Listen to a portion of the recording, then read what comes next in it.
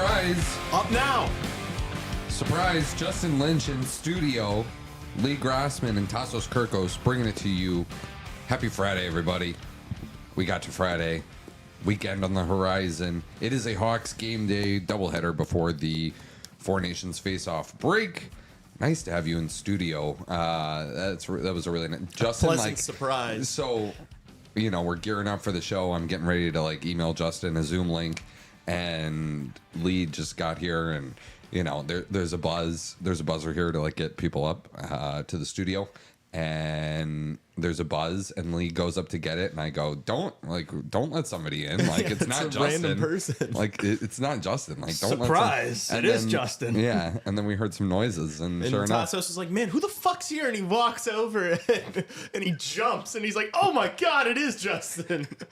I'm the type of person to just show up unannounced. Yeah, I thought that'd be kind of funny, but I just didn't say anything. We love it. Yeah. It's awesome to have all of us in stew today.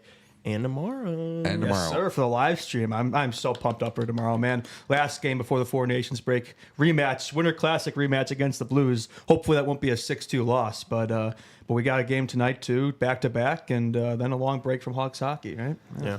All right, so yes, we are live streaming the game tomorrow against the St. Louis Blues. It was just going to be me and Lee here, and now Justin will be in the studio with us, so that will be a lot of fun. Join us on your Saturday night as they, like we said, take on the Blues for the last game before the break.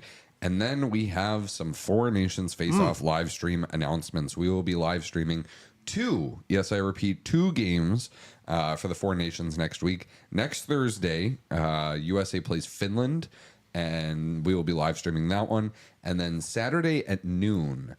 So if you're just waking up late, or you know what I mean, a nice little afternoon reprieve, we will be live streaming Sweden versus Finland.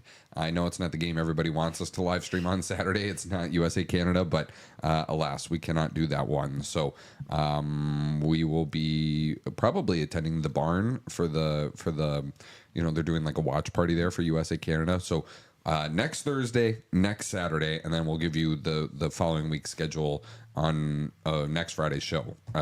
So that's all I have, except for Midwest Coast Brewing. Woo! That's right.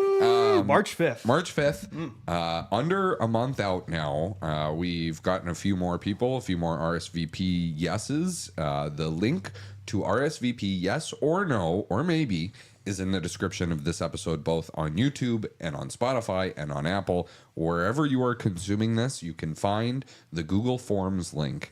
It just helps us know who's going to be there. We want to see all of your beautiful faces in attendance for that in-person stream against the Ottawa Senators. That should be fun against future Chicago Blackhawk Brady Tkachuk. Yeah, Absolutely. Lee Grosman's fair player. Tryout. Maybe future Blackhawk Tim Stützle too. Yeah, big friends of Lucas Reichel, right? Yeah, Germany land. Yeah. So that's it. We're gonna do Friday questions today too. We might get to it in the Hawks Hour. We'll probably do it today. So make sure you join the Discord because that is how we take questions. You can also DM us on Instagram your questions as well. And subscribe to this YouTube channel, please. It helps us out a lot. We're trying. We got goals here. We got targets to hit, and One goal. And if we don't do it, these guys hear about it. So please subscribe to this YouTube channel. It makes it so we can do fun stuff like live streams and paying us and all that fun stuff. So that's it. Hawks game day tonight. Nashville Predators in town.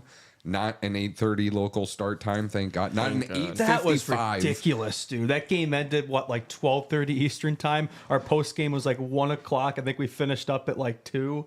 That was insane. In Chicago, too. So nice to get away from the national TV for 2 games. Probably a good thing for our boy, too. Yeah, not going to get slandered again. Yeah, for people who only watch the games that they cover. So, we have Panger and Rick Ball, who obviously watch every Hawks game and have much more insightful analysis to offer on the table, I think. Okay, so let's dive right into it. Let's just get it out of the way. Let's do it. Just do it. Oh man, So, I don't even know what you guys are talking about. I haven't seen anything. Lee Grosman living in a cave. So and I also I think I have somewhere here the original TNT clip. I don't know how much of a broadcast we can play. Do you think we could probably play it? Just the audio, I imagine. We could. Yeah, just the audio. So let me see if I can send this over to Raven. But, essentially, Paul Bissonnette, we talked on Monday about the Mark Messier, PK Subban stuff from Saturday's game against the Panthers. Then during the intermission of the TNT game, which, I was first intermission. Right? I wasn't watching any of the intermissions, so I went into the other room during the intermissions. But this got to me after the fact. I don't know about you guys, but... yeah, I think Biz's criticism, honestly, like it's getting more noise because it's like the second day in a row that it's happened, or the second game in a row rather. But I think Biz's criticism was like more valid, and he brought up more reasonable points than what Messi was calling for him to get benched. Bench for the power play. Ridiculous. Yeah. Whereas Biz was just saying like there's he makes decisions that are kind of make it look like pond hockey, and there's a lot of stuff he's got to learn before he's a great player. And it's like, it's true. The reason why it's gotten so much noise is because, yes, it's the second game in a row, but also because it's Paul Bissonnette versus Mark Messier. This is Mark Messier, 1,800 career points, Hall of Famer, one of the greatest players of all time. And then, ECHL All-Star, 7 career goals, Paul Bissonnette. Yeah, it's a bit of a difference there. I think so much of the defense, we are about to play this clip in just a second, but before we do, I just want to say that, I think that so much of the response from Blackhawks Twitter and stuff has been like, oh my gosh, it's Biz. He has 7 career goals or whatever, and it's like, I hate that. That's not a good enough defense of something. We have 0 career goals in this room right now. So. I literally don't even know how to skate. That is not going to be an insult I'm throwing around when debating puck. So I think it's just a weak argument, and don't use it. Yeah, you're right, but it's funny though. It's funny. It is fun. It's fun to make fun of Biz. All right, let's we have the clip. So there's 4 different clips. So we'll hear them all. Oh, boy. But so the whole story it'll take about a minute here, but let's hear it all. All right. I think his game has to evolve, continue to evolve. We know we can put up points, but it's winning hockey. That's what the Chicago Blackhawks want to see out of that young centerman. Yeah, we saw the highlights of him before he came into the league and the amazing things he can do with the puck. Yeah. there are certain things you can do at certain levels that you Yeah. cannot do here. Is this one of these things where it's difficult to learn if you're that talented? Yeah, sometimes I see him continue to try things that aren't going to work at the NHL level, like soft plays that are just going to get picked off and go back the other way. And as much as good he does, is sometimes he doesn't do great things. Now, this is a great exchange with Donato, but I want you to watch Bedard and watch his body language as he gets to the corner. So it's a great exchange. He goes back. McDavid's all over him, and he wants that puck back, and then he's shrugging his shoulders. It's like, how are you going to get that puck back from Donato with McDavid right on you? And then there's another sequence here. He rolls up and then a no-look pass right on McDavid's tape. It's going back the other way. I know you're going to go. Not a great play. Then he takes a penalty on the hook and, obviously a 2-minute minor going back the other way. So this is when he comes out of the penalty box after they kill it off. Not a great drop pass, but he caught it a few times here and then gets it poked away. But watch when he comes back out of the zone and the sequence that happens here. Okay? Tries to beat a guy one-on-one, it's going back the other way. That's where you just chip it north and go chase it down. Kind of like we saw in game 1 with JT Miller. Get it on the forechecker, right? Then he swings away from the play here, but luckily they end up going back the other way. And this is the fadeaway jumper, so to speak, as I call it. He pulls up, and it's just a weak pass. You got to put some mustard on that. So it's another turnover, and it's back the other way. And this actually ends up leading to the sequence, and when it ends up in the back of their net. And once again, there at the end of the clip, he doesn't stop in front of the net. So there's so many little details to his game that he's lacking right now that, yes, he might put up 30, 35 goals a season and get his 50, 55 assists. Not a great. They're going to continue to lose hockey games if that's how he's playing. That is pond hockey. But it's very hard for players playing for teams that they know they're not going to make playoffs and always make the smart play. When you're in the hunt for a playoff spot, it's a lot easier to put your ego aside and make the smart play, the safe play. And that's where it's hard sometimes for teams getting out of rebuilds, because they create a culture where you can take chances and force plays when you're not supposed to. So to get out of that, right, you need to change your mindset and when to make plays, really. But in a season like this, when they know they're not going to make playoffs, you're going to see a lot of whole plays. This has been entertaining because there's chances both ways. But just in terms of how hard it is for players to no doubt. Take the safe way a lot of times. No doubt. But if the Blackhawks want to get back to their dynasties, that's not how they're going to be playing hockey. If he's playing like that, they're going to be a lottery team because it's going to trickle down the lineup. If you're the best player on the team and that's how you're playing, it's just not going to work, in my opinion anyway. That's not how McDavid plays. That's not how Draisaitl plays. I got a clip we'll show it later in the broadcast with Draisaitl back checking. He's stopping in front. He ain't taking the loop. It takes time, though, too. I hear exactly where you're coming from. But it takes time. I think players have to mature and eventually evolve and add that as part of their skill set. No doubt. Because every player coming in the league wants to put up points. Yeah. Every player does, especially the face of that organization and a future potential face of the league. But the king being the voice of reason. Yeah, the Thank Hank, God. seriously, what a breath of fresh air in that panel. It's like, Biz, he's making these plays. Yes, you're right. But why do you think he's making these plays? This team is ass. He's forced to make plays like that because nobody else on his team can. He's forced to take those risks. And you know what? He's a 19-year-old in his second season. I'm glad he's taking those risks. I'm glad he's making mistakes because you know what? In the long run, he's become a better player, right? Becoming this two-way beast to the center doesn't occur overnight. So I think Bedard shouldn't be immune from criticism. I think Biz makes some points there, but we know this. There's nothing new here. And it's like when you match up against the best lines every night, including probably the best line in the NHL, McDavid, Draisaitl. Yeah, no shit. Those mistakes and plays like that are going to happen. But I thought for the most part during the night he matched up pretty well and even had an assist that game as well. I thought it was a pretty solid game from him. So it's easy to look at one segment and point that out, kind of like the Messier thing of ESPN, and just make a story out of that. But again, when Betsy's the only guy on this team, anybody wants to talk about, that's the way it's going to go. That easy was to form a narrative. That was a longer soundbite than I had heard. I didn't realize Biz was going after him for that long. The part after is what annoyed me. He made some points, I think, when he was actually showing the plays and Yes. stuff. With the turnovers and the soft Like I agree, there are some times where Bedsy can put more muster on his passes and maybe force a play that isn't there. Like I think with me of Bedsy, it pisses me off more when he has an open look at the net and decides to look off for his line mates instead. Like things like that annoy me more than a defensive lapse. Like that's going to happen. I'm going to be more critical of his offensive game. But then when he throws in the pond hockey comments, the Hawks are going to keep playing lottery hockey if he keeps playing like that. Like I don't think Bedsy's gonna adjust his game as the team around him gets better. Like I mentioned this before, and it's like I don't think he's like, oh, McDavid didn't play like that, Drysdale didn't play like that.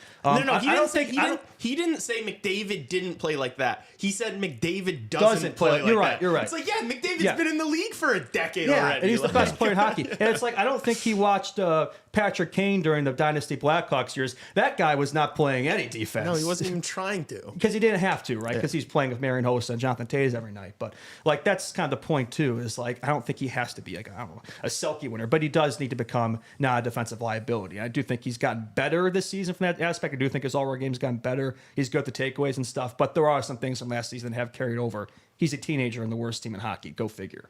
I don't know. So I will say too that I doubt Biz was breaking down the tape from Connor McDavid's first season in the NHL too. And neither was I really, you know, and Connor McDavid, or did I say Bedard? I meant McDavid. No, you said McDavid. Okay. Right, yeah.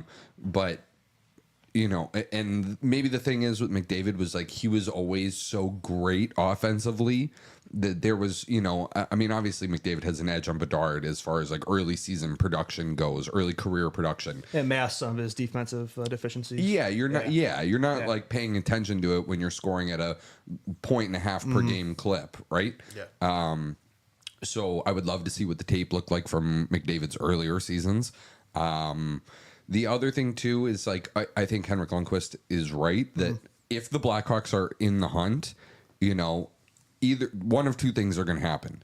These types of mistakes from Bedard continue. Like imagine if the Blackhawks are like 3 points out of a playoff spot right now. Those kinds of mistakes and stuff that Biz is pointing out on the broadcast. It's a problem. Will be more It's relevant. a problem. Yeah. It's a problem, right? But then the flip side of that is like, do you really believe that Connor Bedard would be making those kinds of mistakes? Like maybe a few of them because he's still 19 years old, which I think we forget a lot of the time. But if he did, like there would have to be a more conscious effort from the coaching staff, albeit probably not under Sorensen, but you know, insert competent coach here that is going to work on the finer details of the game with him. You know, like that stuff would be weeded out. You know what I mean? Especially by this point in the season, if the Blackhawks were in the hunt, you know, you're hammering down like, hey, you stop at the net. You're the center. Like, you don't do the loop, and you know, like that. These are real criticisms of him, which you know I don't think they're warranted, but I think you know that. Also, just hearing Ace be like, yes, we know he can put up points, but the Blackhawks want to see winning hockey out of him. We're not there yet. It's This like- isn't a winning team. It's like he can do all the things right, and we still wouldn't be watching winning hockey. Yeah, no, like he can't do it by himself. Here's another thing. Betsy wasn't making those plays early in the season, you know, October, November, you know, when Richardson was here, and he went through a 12-game goal drought. Like, he wasn't producing offensively because he was, like, forced to try to be, like, this two-way player at 19 years old on a terrible team. Sorensen's kind of taken the foot off the gas, kind of let Betsy do his thing, and more production is fouled. Maybe there's more mistakes in there. Maybe there's more turnovers, defensive lapses, but, like, Bedard's been able to play his game and play to his strengths under Sorensen. So I think there'll come a time, there'll be a time and a place where that part of his game is going to need to improve. But like on this Blackhawks team, I'd rather he play to his strengths, you know? Yeah, we're the second worst team in the league. We're not making the playoffs. This team's bad. I want to see Bedard be creative. I don't care. This is what we all signed up for this on the show. We said, we're like, we will take more goals against if it means more goals for. Yes, and exactly. more opportunities for. Like, I don't care. Like, I don't care about we're plus minus the big 25. We're not doing Yeah. anything this year. I want to see Bedard try to, you know, do his, like, you know, be as creative as possible. And he has been. Like, he's put up more points during this 21 game or whatever stretch under Sorensen than Biz did his entire NHL career. So, you know, there's something to be said there. Yeah, can we hear the Bedard response to all of this? I love this. So good. It is a good clip. Watching broadcasts or anything, so I'm playing hockey, and you know, when their job is to say what they see. You know, I couldn't really care less, to be honest, what people on the outside think of me or, you know, us or whatever. But of course, I'm not going to be butthurt if someone says I make a bad play or something. I don't I don't care. It's their job to say what they feel, and I'm not going to take anything personally. How do you feel about how last night went for you? Yeah, it was good and bad. So just try to clean up the bad. Well, just to kind of follow up, though, do you listen to some of the criticisms of No. and see if they have a point or not? Quick, no. Hey man, I know if I mess up a play, and like I said, it's their job to point that out or to say how they feel about something. So, but I mean, if I make a mistake, I know, So I don't need to watch a TNT broadcast to figure out if I made a mistake. I'm gonna know. So people like Chief and like others that like act like Blackhawks fans are like a cult when it comes to Bedard. It's like this is why everyone who like watches this team and pays attention and follows this kid is obsessed with him. It's like great answer, great mentality. Like, yeah, no, he doesn't give a shit about TNT. Like, he's not an idiot. He knows that when he's like making those plays on the blue line that are turning into turnovers, and then he's taking a penalty after, like, he knows that that's not good, Yeah. It's a very mature response, though, but he said, I'm not going to take it personally. I almost wish he did take it personally, though, because, there's a pretty good Chicago athlete who take things like that personally. MJ, I don't know, had that mentality there. But no, I think, in being real, I think that was a very mature response from Bedsy, right? I think that, like, hey, man comment was a very polite, diplomatic way of saying, like, fuck off, man. Like, what a stupid question, from, a lot of media guys who like to ask him a bunch of dumb questions about that. But Bedsy's a smart guy. He's got hockey IQ off the roof. Like, he knows when he fucks up, and like the coaches and teammates are there, I'm sure, to let him know as well. And he doesn't need to. Yeah, I mean, I don't think he's oozing to hear what 7 career goals has to say about improving his game. How quickly he says no when they're like, "Do you listen?" Nope. Yeah, no, he doesn't care.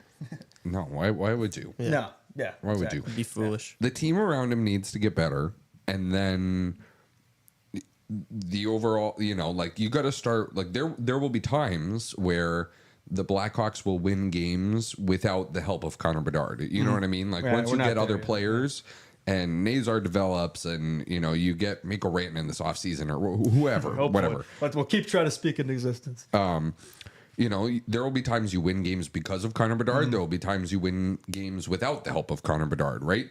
And then once you get to that point, and like I said, you're closer to a playoff spot. You're in the mix. Like, these details. That's when you hammer a guy for not paying attention to the finer details of the game. Not now. And that's the thing. I think a big part why he gets so much criticism now is like the whole team runs through him right now. It's not like the blame doesn't really tend to fall on other players, from that standpoint. So it doesn't really have that supporting cast. But I think it's for that reason why he shouldn't be, getting that type of critiques. But I get it. He's Bedsy, and the expectations that fall around him, he gets it. And I think he's understanding, and I don't think he lets it bother him. Like, he's not a guy who really lets that outside noise affect him, as Sorensen would get into with this clip too. I think he just has the right mentality for sure. Before we play the Sorensen clip, though, it's like he went out there in the third and had probably should have had 2 assists. And he had a great period there. Yeah. So they're harping on that negative stuff, but then he ended up like kind of turning the game around. And here's the thing too, like these last 2 games that have been, he's been critiqued under, the national TV broadcasts. Like, who are the teams that he's played? They played the Florida Panthers and the Edmonton Oilers, the 2 teams that were in the Stanley Cup final last year. And he's been matched up against the top lines, like the Barkov lines, like the McDavid lines. The best lines in the world. So it's like, what do you expect? I actually think we watched the game. I thought he matched up pretty damn well against the Davo line on Wednesday, honestly. So, of course, there's going to be a few errors in there. We saw that in like the first period, right? But I thought the rest of the game, pretty damn good, honestly. Yeah, I agree. You want to hear from the coach now? Yeah, let's do it. I think I've said this before. For a 19-year-old player that's under the microscope as much as he is, it's actually really remarkable how he handles everything. To be that mature and how to handle things, and he comes to the work. He came to practice today, first one on the ice, ready to go again. I think I give him a lot of credit for that. There is a lot of outside. There's a lot of pressure on him in general, but I think he puts more pressure on himself than anybody. So I think he's handling it terrific. Have you enjoyed getting to know him personally these past few months? He's a great human being, and he cares about people, but he cares, but he wants to be the best player, and he studies the game. He studies his own game. He's very aware. So it's been great. This might be a little bit goofy of a question. Do you think maybe he puts too much pressure on himself? You could argue that. Yeah, I mean, the argument's. I don't know. I think he puts the right amount. Like, I'm glad he puts that type of pressure on himself, the expectations he has. I think maybe there's argument that he needs to keep it in check a little bit, just of where this team is at right now. I think some of his expectations, I think, of himself are a little unrealistic at the moment. But look, he was the best player pretty much every level growing up. Like, he expects to be the best player right away in the NHL. Like, it's going to take time. Like, it's the best league in the world. It just doesn't. Things like from junior just don't always translate right away. And I think it's a gradual process. It's not going to happen right away. So from that standpoint, maybe there's an argument. But like, I'm glad. Like, I'm glad he has that mentality, that head and his shoulders. I think that's the right way to go about things. Yeah, I think it's it's maybe not the most helpful thing for like the right now, like the mental stuff. Yeah, but eventually it's gonna pay dividends. And Sorensen kind of said, Sid in chat basically said kind of the same thing, just that how he holds himself to such a high standard that like he's not really bothered by outside noise for that reason. And I think that's a big help. It's like Connor Bedard wants to be the best player in the world, you know? So, like, of course, he's going to be upset when he has bad turnovers or lazy passes or stuff like that. Like, that's the body language. That's the frustration. It's because he wants to be literally the best player in the world. And I like, he's always the first guy up for practices and stuff. And I might as well read this off because I think we don't talk about this stuff enough. Blackhawk said optional morning skate before, the game today. And he's always on there every time. I don't think I've seen a single optional skate this year that Bedard hasn't been out there. And it's always a couple young guys with him, like Nazar, Del Mastro, Allen, Soderblue. Murphy's the one vet there, but he just got back from injury, so that probably explains that. But bottom line, we mentioned this a bunch of times. It's always that young core group of players that show up for these things, not these vets. And it's like, I think the young players like Bedsy have the right mentality. I think that's good for the future of this team. You want to see them have that leadership and the right head on their shoulders as we come out of this rebuild, right? Yeah. Okay. Do we want to move away from Bedard talk here? We a can. Little bit? I just it's silly to even talk about this, and these are national reporters who need stuff to talk about, and when you're covered, look, the Blackhawks are a original six franchise. All of those six teams right behind Lee on the banner will always gain national media attention. They'll always have more games.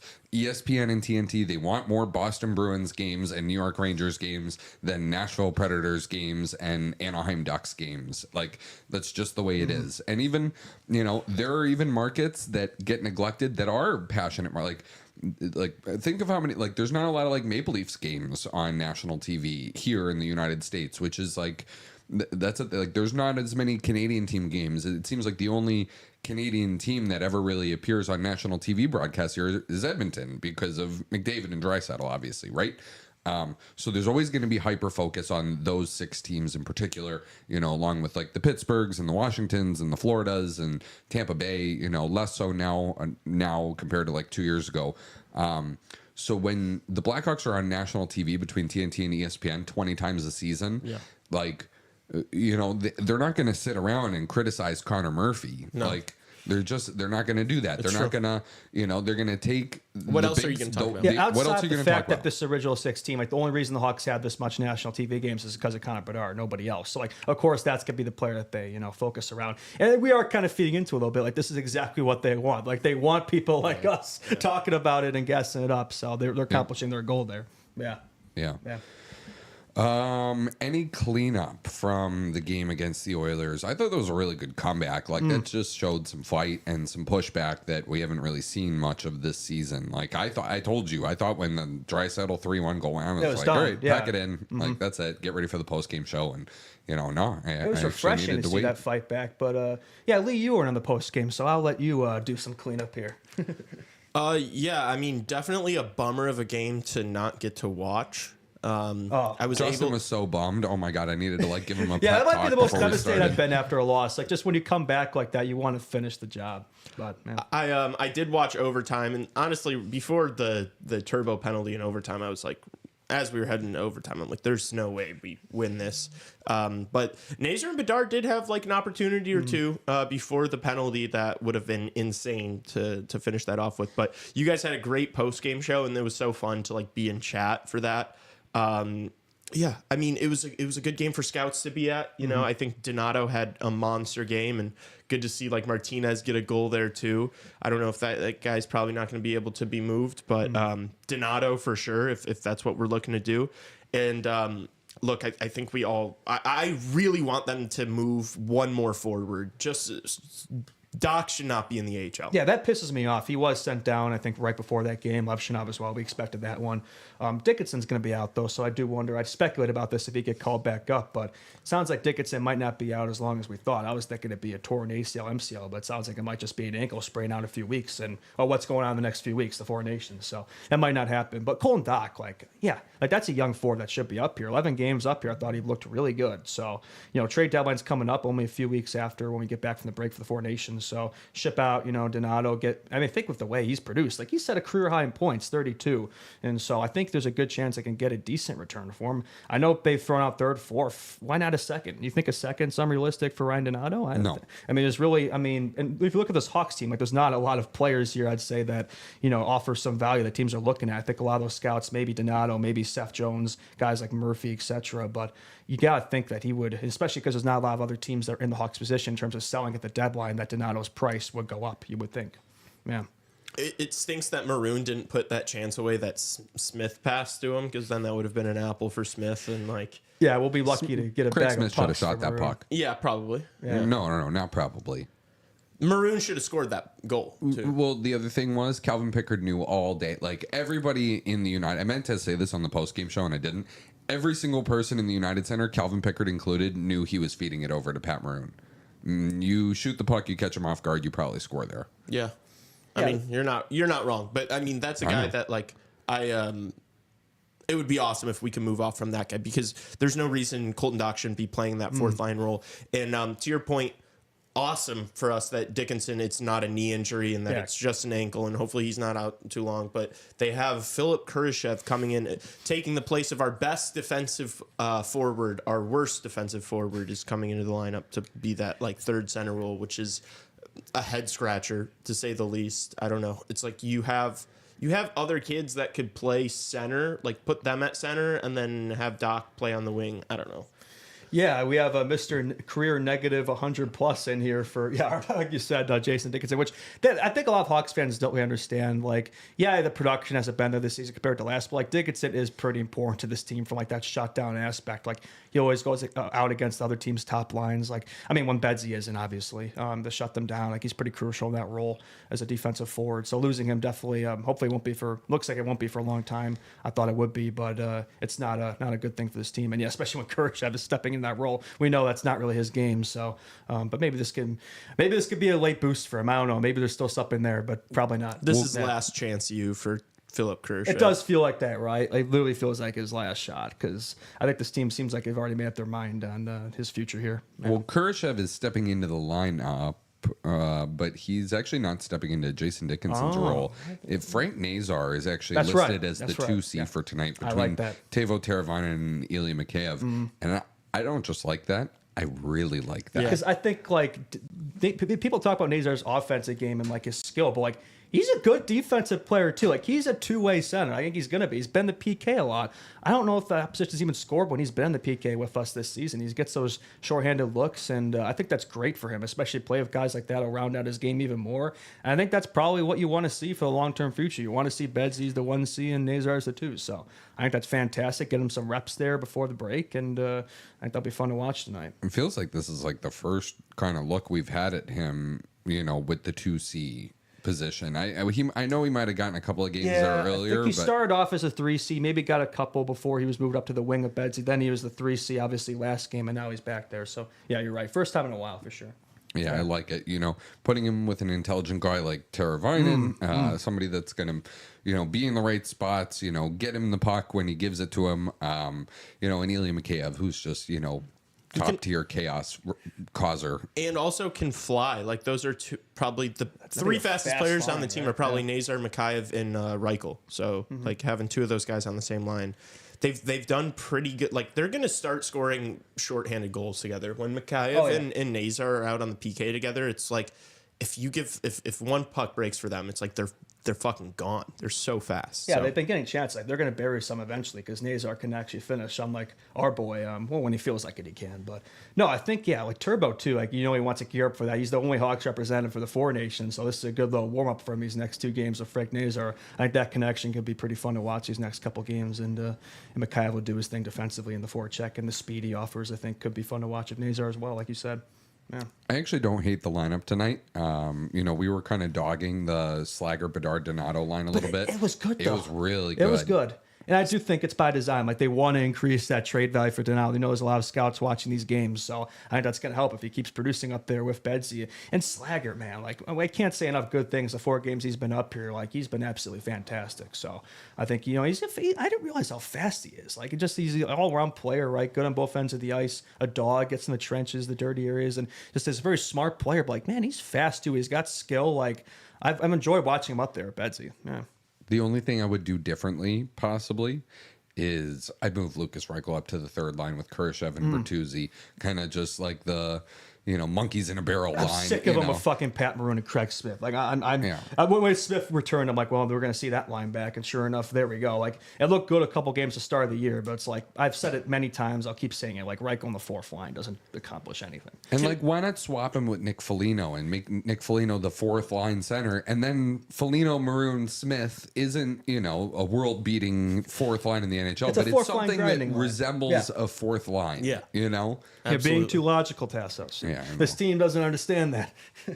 Can we do a little Bertuzzi talk? Just because I feel like if I were him, I'd be like a little pissed off. Like, they moved off of Bedsy line. Yeah, like they did have a good thing going there. They had a good thing going. They had really good connection. He was scoring like crazy, and then thank you. And now I get to play with Philip Kurashev and Nick Foligno. And now he's on the 3rd line. And it's like, it wasn't really because he was playing bad. I don't know. I just feel like that's like he's probably scratching his head over there, like, how did I get on a line on the 3rd line with I have the most goals on, like most goals on the team. Like, how am I with Foligno and Kurashev here on the 3rd line? I don't know. When you're not winning hockey games, right? Like, you have to be open to anything. You're right. I feel like his production did kind of start to tail off a little bit there on that line, so that could be it. And, they wanted to get Slaggered up there, Donato, so somebody has to move down, and he was that man out there. Yeah. Peter Mrazek getting the starting goal tonight. I guess that assumes Arvid Soderblom will go tomorrow in St. Louis. Yeah.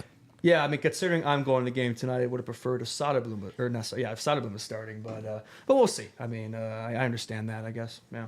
It's clear now, though, that Soderblom has taken the torch. He's been getting more starts. Yeah, which we've been saying it. I think it's deserved. Like, he's been like by far the stronger goaltender since Mrazek's went back. I think it's not even really close. Like, Raza has his strong starts here and there, but then he's just so inconsistent. Whereas Soda, like, what you're getting with him every night, pretty much. Although I will say, like, it used to be, and I think it was John Tortorella that was quoted saying this. I can't remember, though. Darn, it might have been Mike Babcock, actually. I think it might have been Mike Babcock, that when you have a back-to-back, no matter what, starter always starts first game, backup always starts second game.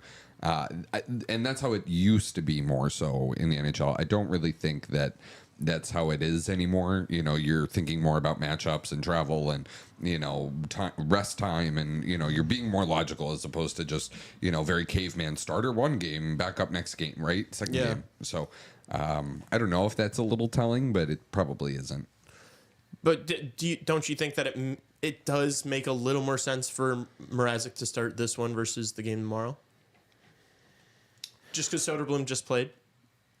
Yeah, I mean, maybe Wednesday versus he had a day off. The Preds are obviously, I mean, this is, if you look at these back-to-backs here, like your home game versus, the National Predators Tank Bowl, like this is the game that you want to win. So from that standpoint, I probably understand.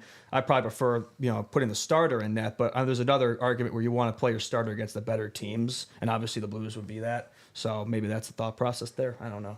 I don't know. Predators have Joachim Kemmel making his NHL debut tonight on a line with Steven Stamkos and Philip Forsberg. Like, that to me just sounds like Peter Mrazek's about to give up like a groaner or two. Oh, that's Kemmel. I remember watching him in the World Juniors for Finland a few years ago. He's got a shot, man. That Kemmel kid, he's good. Yeah. And we know, like, when players have made their debuts against the Hawks this year, how that's tended to go. So I would probably smash the Kemmel player props for tonight, unfortunately. I don't think they're going to be listed on any books, to be honest with you. They probably don't even know. Yeah. But he's a decent. I think he's a decent prospect, though. He's probably one of the better ones they have over there in Nashville. Probably the best one. 25 points in 38 games with the Admirals this season. Had Not too 41 shabby. points in 67 games last season. Also had 11 points in 15 Calder Cup playoff games. Dude, is in 29 career Calder Cup playoff games, he has 21 points. 21 and 29. That's pretty good for a kid. And that's exactly how you bring a kid up is you bring him up in a game when you're playing a team like the Blackhawks, and then you stick him on that first line with, you know, those top dogs and give him some confidence. If he's able to get a point tonight, you know, and he's going to be like, I can do this. It would have been nice to have, you know, I don't know, Artem Levshinov playing tonight, like we brought up. Yeah, they set him down right away, like, no, sir, CHR, like you said, Tassos. They didn't want to give us that satisfaction. But again, too logical, no fun allowed. I'm also looking at this decor here on the Daily Faceoff. I assume this is accurate. I'm still not seeing Nolan Allen in here anywhere. So I don't know why this guy has randomly been scratched like all these games lately when he was playing fine, and we're still playing, you know. Thomas James Brody, is that his full name? I said I call him. I'd say I call him that every time I slander him from now on. So that's what's going on there. But Thomas James, yeah. Tiny John. Yeah, but glad Dalmasho's still in though. I feel like you know, we've talked a lot about Swagger, but I think on the decor, like, I've been really impressed with him. The games he's been up here, I think he's looked good. Yeah, I hate that Allen scratched. That pisses me off. Well, with Murphy coming back, it does make it a little trickier. A bit more of a log jam there in that decor. It's not a log jam. You have TJ Brody starting. Oh yeah, you know what I mean. You know? Yeah, you're right. Yeah. It's like that's the guy. Why we keep out. playing this guy? I continue. I keep questioning because it makes no sense. There's no logical answer. Also interesting, I'm looking at the Predators lineup for tonight going into it.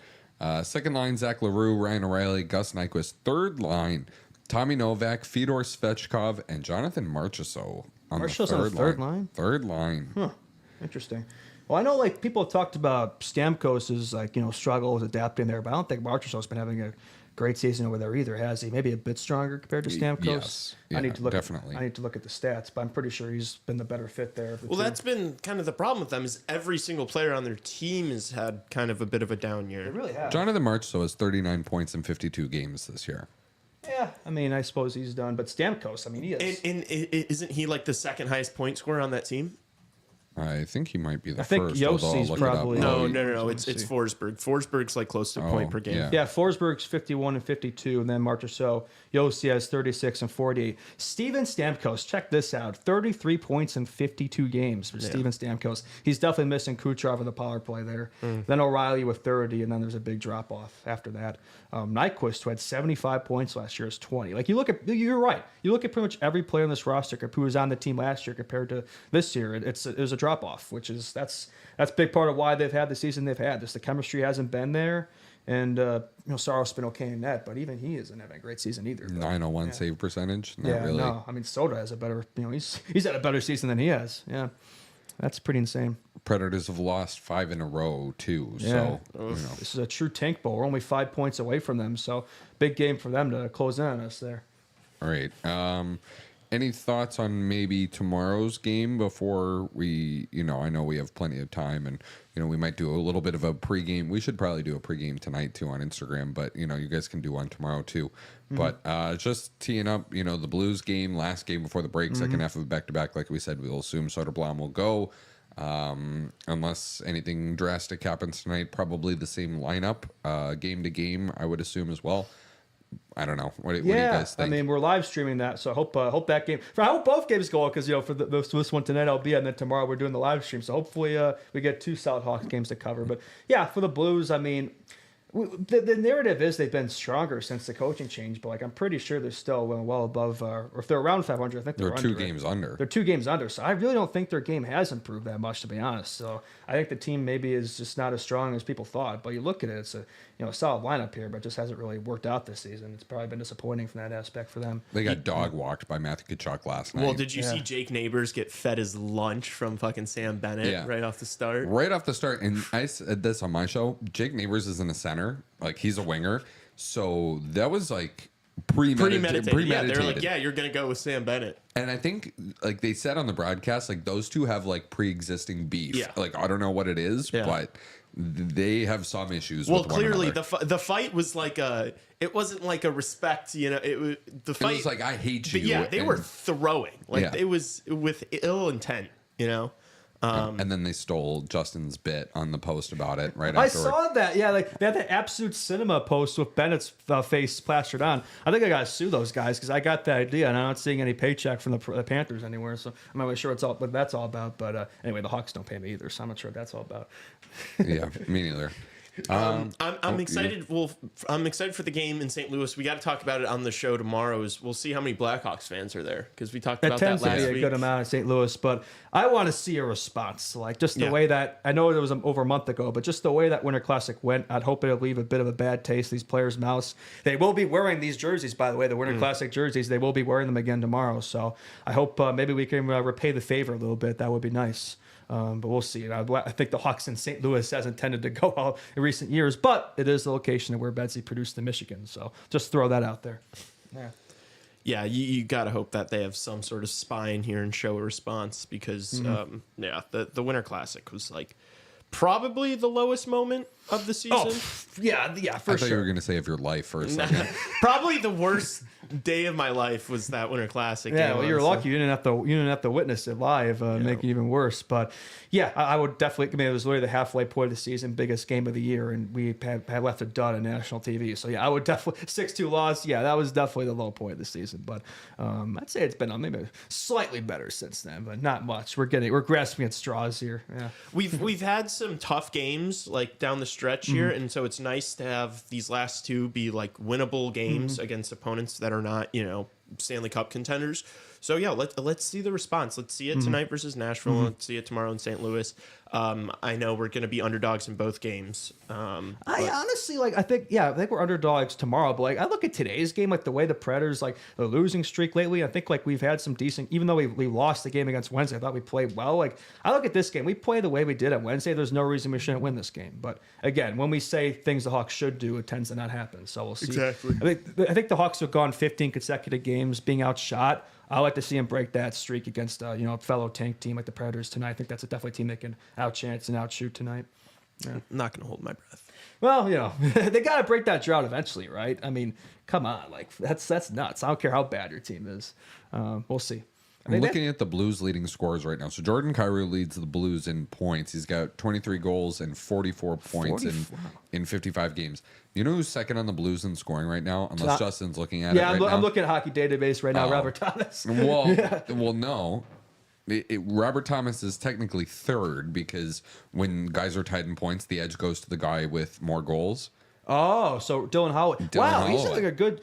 Yeah, because obviously they got him and Broberg with the offer sheets with the Oilers, and Philip Broberg's having a really nice season too. He's got 15 points in 42 games. He's a +6. Yeah, they've both been pretty good fits there. I mean, obviously they weren't getting the play time in Oiler land, but now they're getting more ice time, and they've been good fits, and it didn't really cost them much to get them. So pretty smart maneuvering from the Blues. I wonder if the Hawks will take some notes from that aspect in the offseason. I don't know. You think the Oilers regret not at least matching, maybe not the Broberg one because I don't think they physically could with the cap space, but the Holloway one. That one was a puzzling one for me. I thought he showed some. I thought he was kind of underrated for them in the playoffs too. I don't know if his production was that great, but he looked so good. Where it's man, this is probably one of your top forward young players prospects. Why would you not want to kind of assimilate that guy into your core there? I think they could use a little more depth from that standpoint up there. So I think definitely not finding a way to match that one was a mistake. But the Broberg one I understood. Yeah. Yeah. I look at the Blues and I'm looking at their lineup and I'm like, man, this team should be better. Top line, Kyrou, Thomas, Buchnevich, who hasn't had the best season of his career, but he's, just a little bit underperforming, not like massively. I like Jake Neighbors a lot as a player. Obviously, we just mentioned Holloway's breaking out. The issue for me, and I think Braden Shen's a really good leader, a really good captain, but I don't know if he should really be your second line center.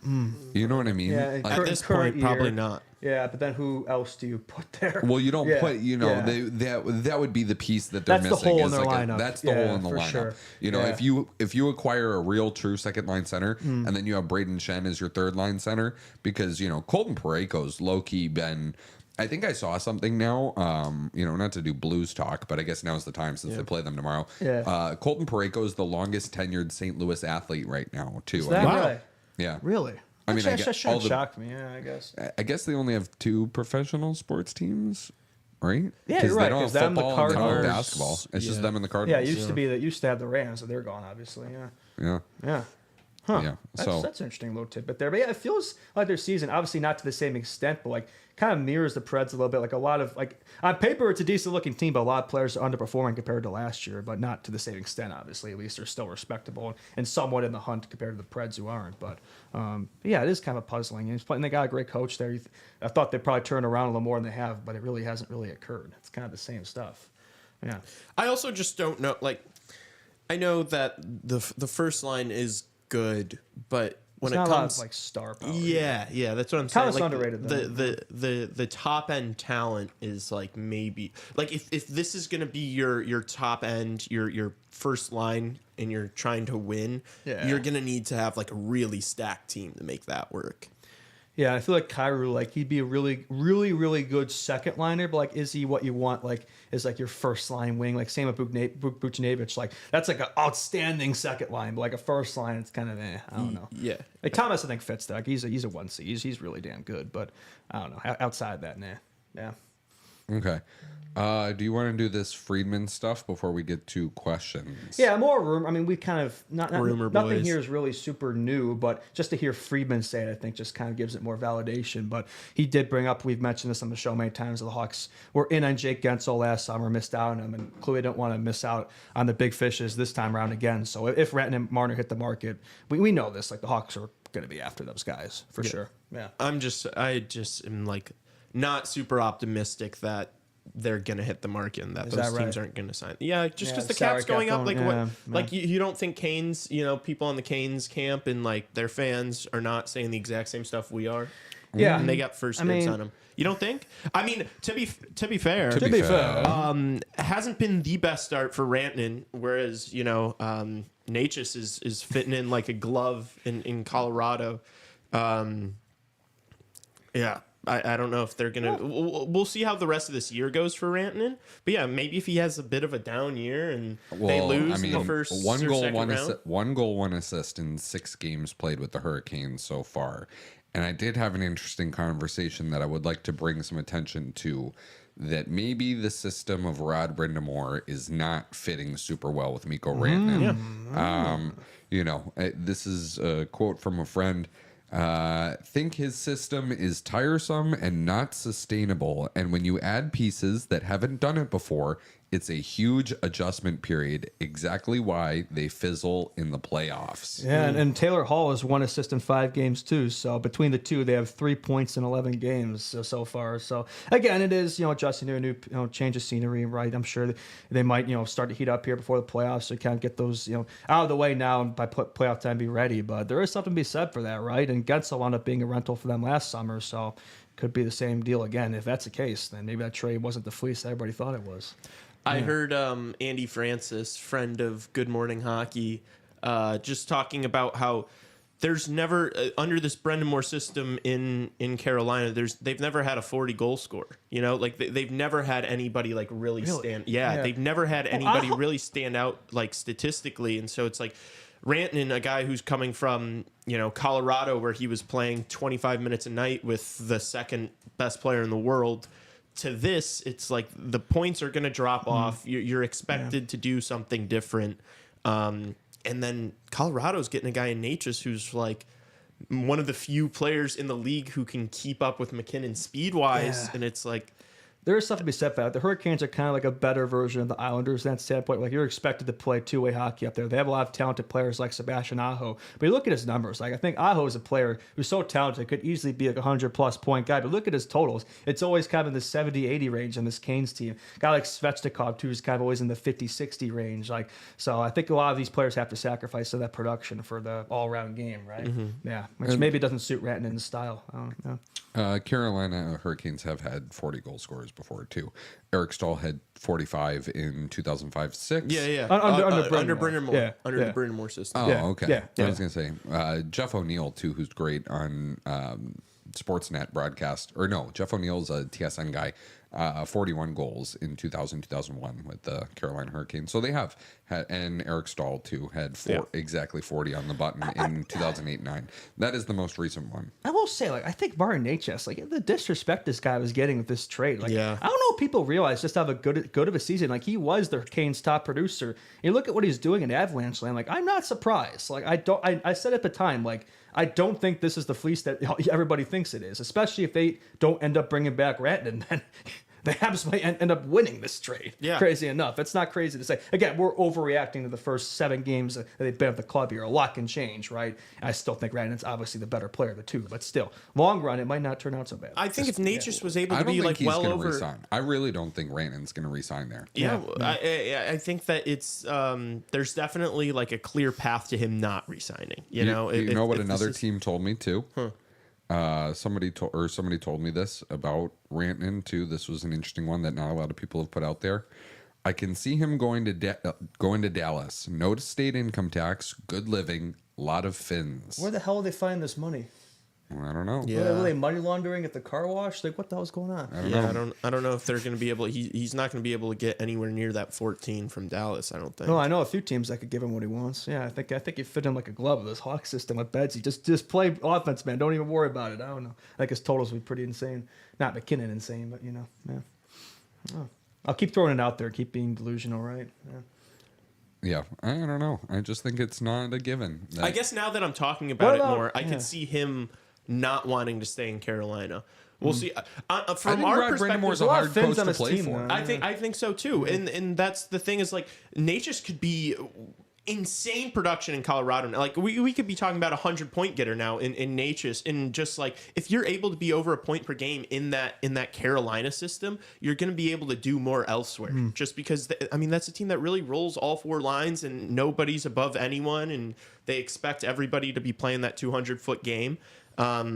So, yeah, dude, who knows? So I feel like there's a good chance Rand hits the market. What about Marner? I feel like we've kind of all in agreement that's probably he's the less likely one. The Leafs would probably find a way to keep him aboard there. But is there any chance that doesn't happen? Yeah. It would have to be like Tassos should speak on this more than I should. He knows more. But from than my us. perspective, it seems like Marner really wants to stay in Toronto. Yeah, right? that's pretty much what I'm getting. Local boy, local kid. Likes the city. All of his friends are there. I do think he wants to stay there. I think it would depend on the certain situation. Like, do you really want to go to Calgary? You really want to go to Columbus? You really want to go to Utah? I think it'd have to be a really attractive destination. I'd say Chicago is probably one of the more attractive destinations, but let's call a spade a spade. The team is brutal. Are you really going to leave a team that you're guaranteed to make the playoffs every year for something like still in this, a rebuild? And look, I think if you get Marner on the team, that expedites the rebuild greatly. Like, I honestly would say that if they got Mitch Marner plus a couple other pieces, you probably make the playoffs. You think so? Next year? Yeah. Wow. Oh yeah. Yeah. At least be in the mix. I would hope. Like, that's kind of what I want next year. I'm not really expecting playoffs, but I want to be in the mix, like away from enough of the same where we've been bottom 3 the last few years for sure. Yeah. And with Marner, though, like, there's something to be said, though. Like, it's been a lot of the same, though. I mean, first round exits every single year. Like, you don't think it's getting a little monotonous over there? You don't think maybe a part of him wants a bit of a change of scenery? I don't know. Maybe. Yeah. Maybe. Yeah, I could definitely see that. The other thing, too, is just like the sponsorship money he'll get there is a lot more than he'll get here. Yeah. I know he likes playing. I don't know. Chevy. Drive what Marner and Bedard drive. Yeah, we still got to figure that out. Who's going to be the complement to Betsy there? Well, I guess he's got the Hyundai sponsorship, though, so maybe there's a conflict of interest there. I don't know. Yeah. All right. Back to the 32 Thoughts stuff, because we kind of went on a tangent there. I will read some of the stuff from the 32 Thoughts blog. That, first of all, Friedman led off his blog this week talking about Marc Bergevin and like getting trades versus, getting elite players in trades versus like hanging on to draft picks and like taking chances versus not. And he led off the blog by talking about when Marc Bergevin used to work for the team, that apparently in 2006, I don't know if either of you guys know this, but the Hawks were offered Chris Pronger for the pick that eventually became Patrick Kane. Oh, wow. So, wow. Thank God they didn't take that. The Blackhawks turned that down. Yeah, smartly. Yeah.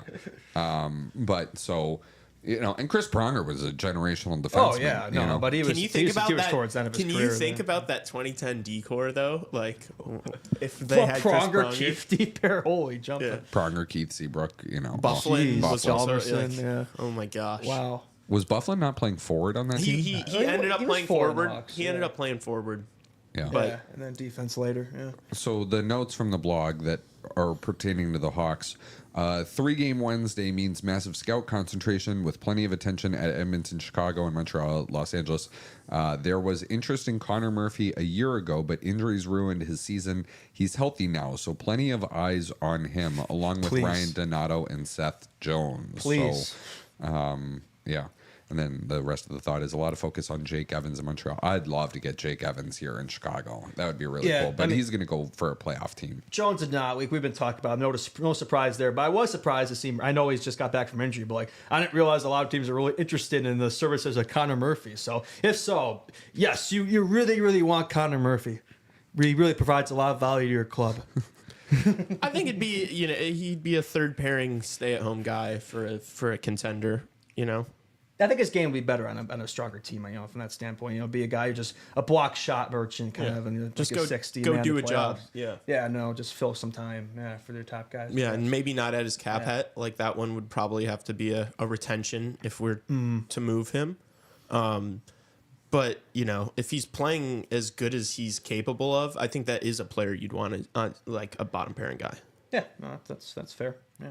Okay, the other thought here, thought number 19 on the 32 Thoughts blog pertaining to the Blackhawks. So, the NBA's Utah Jazz were the middleman in the massive Doncic deal. ESPN's Tim McMahon reported that Jazz president Danny Ainge did not know Doncic nor Anthony Davis were involved, quote, until about an hour before it was completed, but by then it was too late to do much about it.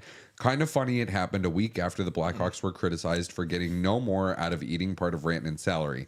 I asked around about this. Should the Blackhawks have changed their minds or asked for more? How do you feel about breaking your word, was the general response. One thing everyone understood. GM Kyle Davidson wasn't told specifics because Colorado demanded secrecy from Carolina. A couple executives said that in this situation, you know what you're being asked to retain, so you're guessing who it could be. And they bet Davidson was given a higher number than actually needed to make it harder to guess who it was. Apparently, that's a regular tactic. So did Davidson not know Rantanen was in the trade No. there? I thought there was speculation about that, so I guess that's been confirmed. Wait, so if the number was higher, Who would they be trading? yeah, it would have had McKinnon? yeah Nate McKinnon, which obviously wouldn't be true. Like, I how thought would you? I thought that would have been a pretty easy narrowing it down guessing game there for Kyle, right? Who Yeah, else would it be? with how high the number was, it could only be Yeah, a few guys. Yeah. If it's 50%, and you know the number, then And by a few guys, two. It literally only could have been Rantanen or McKinnon. Yeah. Because It wasn't about to be Devon Tays. Yeah, Yeah, like so, McCarr, Tays, like those contracts aren't big enough to be anywhere near whatever number. They might not he have heard. said Rantanen, but like he had to surely know it was him, right? Yeah. I don't know. Yeah. Yeah, that's interesting. Yeah. We're trading Nate McKinnon. Yeah. Right, yeah. Well, the Hawks only got a third, wink, wink. Now I'm sure they got the negotiations ready to go July 1st. Oh boy, I think you're really gonna have your heart broken here. You're setting yourself up for massive heartbreak here. Yeah, we'll see about that. All right, you guys want to do questions? Yeah, sure, let's get to it. All right, let's do questions. All right, we do questions every Friday mailbag. We're actually we've had thoughts about maybe moving the mailbag to Wednesday. Let us know what you guys think.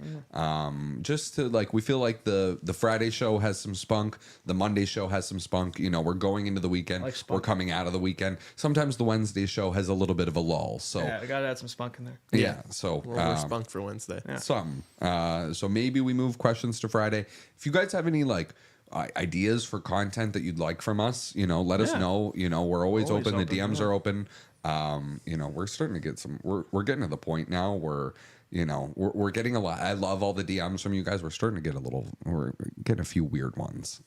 What do you mean by I don't that? even go to the DMs. I just Somebody told us to come visit his grocery store. Okay, that's a little sus. Well, I mean, hey, what's going on if there? we could get a little milk deal or something. Well, yeah, milk deal. Can I read you milk. this DM? Like, I don't want to sewer this guy. I mean, I hope he's not a serial killer, but he goes, where is it? It's right here.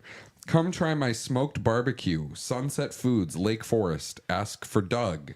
Go Blackhawks. That sounds kind of awesome. I would love some smoked barbecue. I don't think that's weird. I'm sure there's no quotes there. I would He go. then followed us on Instagram and liked our live show poster. Maybe he's just doing some. He's probably just doing some marketing, some outreach, some community outreach. That doesn't sound like a CHR enjoyer. No, I don't know. I don't know about that, but if you're in Lake Forest and need some good barbecue or whatever. Yeah, there you go. That's your guy. Okay. Anyways, all right. So we do questions every Friday as of right now until you guys tell us that you'd rather them on Wednesday. We're going to do it on Friday. Raven and I are also going to work on maybe doing voicemails instead. Ooh, yeah. So you could some little vids. No vids, just no a vids, voicemail. yeah. I don't know. Have you ever left a voicemail? Like a radio show. Yeah. He's too young. Yeah. He's too young. So a voicemail, Justin, is when. Yeah, no, I I'm know. just kidding. I don't know if I ever set mine up though. I don't know if I think it's just whatever. So we're thinking about doing that, and so that way we could hear from you guys, actually hear your voices. Obviously, they would be vetted beforehand to make sure you guys aren't, acting up. But yeah, so my followers would never do that. Yeah. So, anyways, as of right now, you can DM us your questions, and you can put them in the Discord. Raven does a thing every week where it's like the mailbag for the week. Okay. Question number 1. With the Four Nations replacing the All-Star festivities this year, what would you do to restore All-Star Weekend to its former glory? Bring back the fantasy draft, abolish the skills competition, add a tape job competition? I think they did bring back the draft, but it was bad. They didn't do it the way they did it before. The players, I guess they did kind of pick their teams a little bit, if I'm not mistaken, last year. How that worked. They brought in these celebrities that kind of do it. It was Justin Bieber. It was kind of cringe. And Tate McRae, she's fine, but Michael Bublé was one of them. Yeah, I think he was on edibles or something. So yeah, that was kind of funny. He was on mushrooms. Mushrooms, yeah, something like that. I just think the way they did it last year, that wasn't it. It wasn't like Ovi trying to get the car and just the fun moments that was those it produced in 3v3 2015. last year? Yeah. Yeah, that's stupid. That's weird too. Yeah. And there were 4 teams, weren't there? And the skills comp is one for each division. Yeah, too much. The skills comp has just progressively gotten worse. I remember the breakaway challenge used to be so fun, and now it's just kind of like a script. It's not even enjoyable. It's not like you're showing off skills. It's just entertainment. I feel like the skill. I don't even care about the skills comp anymore when I watch that stuff. I used to get jazzed up for it, but now it's just the activities just don't do it for me. I don't know. You wanna make it good. You kind of do it like baseball. You do East versus West, 5v5, regular game, and then whoever wins, whether it be the East or the West, that's who gets home ice advantage. I literally just wrote that down. I just wrote that down. Do that. You make it worth something. I guess. I don't know, but I don't like the idea of like this 3v3, 4 teams, no, I don't love Tate McRae coming out. I don't give a shit about that. What's wrong with Tate McRae? I agree. I think it should be 2 teams, 2 conferences versus 4 in the division. I'm totally in agreement there. But I don't love the idea of all-star games affecting the actual season. I don't know. I think that should be its own thing. Yeah. Well, if you don't have anything like that, the All-Star game's never going to mean anything. Yeah, I guess they would try more. The games would be more entertaining. Yeah, I mean, I guess I understand that. These are multi-millionaires. Money doesn't really do it for them. Doesn't move the needle. I think you have to have some sort of real ramifications for winning or losing. Yeah, if you want for it to be, or it can just be a media fest as it is, and just it not mean anything, which is fine. But. Yeah. But there's something to be said for I am so happy. But another reason I'm happy with this Four Nations is the fact that we don't have the All-Star game and the skills comp this year. It's kind of nice to get a break from that for once. Yeah, and it probably won't be next year either for the Olympics, right? Yeah. No, they are doing. Oh, one. they are doing. Okay, the my New York bad. Islanders are hosting it. Okay, the Islanders. Oh, yeah, there you go. So I have a couple of ideas here. Yeah. There were a few years early in the turn of the century where they did North America versus the world. I don't know if you guys ever. Yeah, it was like Canada and USA mixed versus every other nationality. I think that would be very fun. This one is one that I know definitely isn't going to happen, but I think it would be a fun idea anyway. NHL All Stars versus KHL All Stars. I think that would be really good. Like the Soviet series back in the day. Yeah. Yeah, I mean, if you're looking to spice it up, like do it. Like, that would be cool. Yeah, and if you don't think it would be close, just know that the KHL All Stars would try a lot harder. A lot harder. Roman Kantsarov MVP.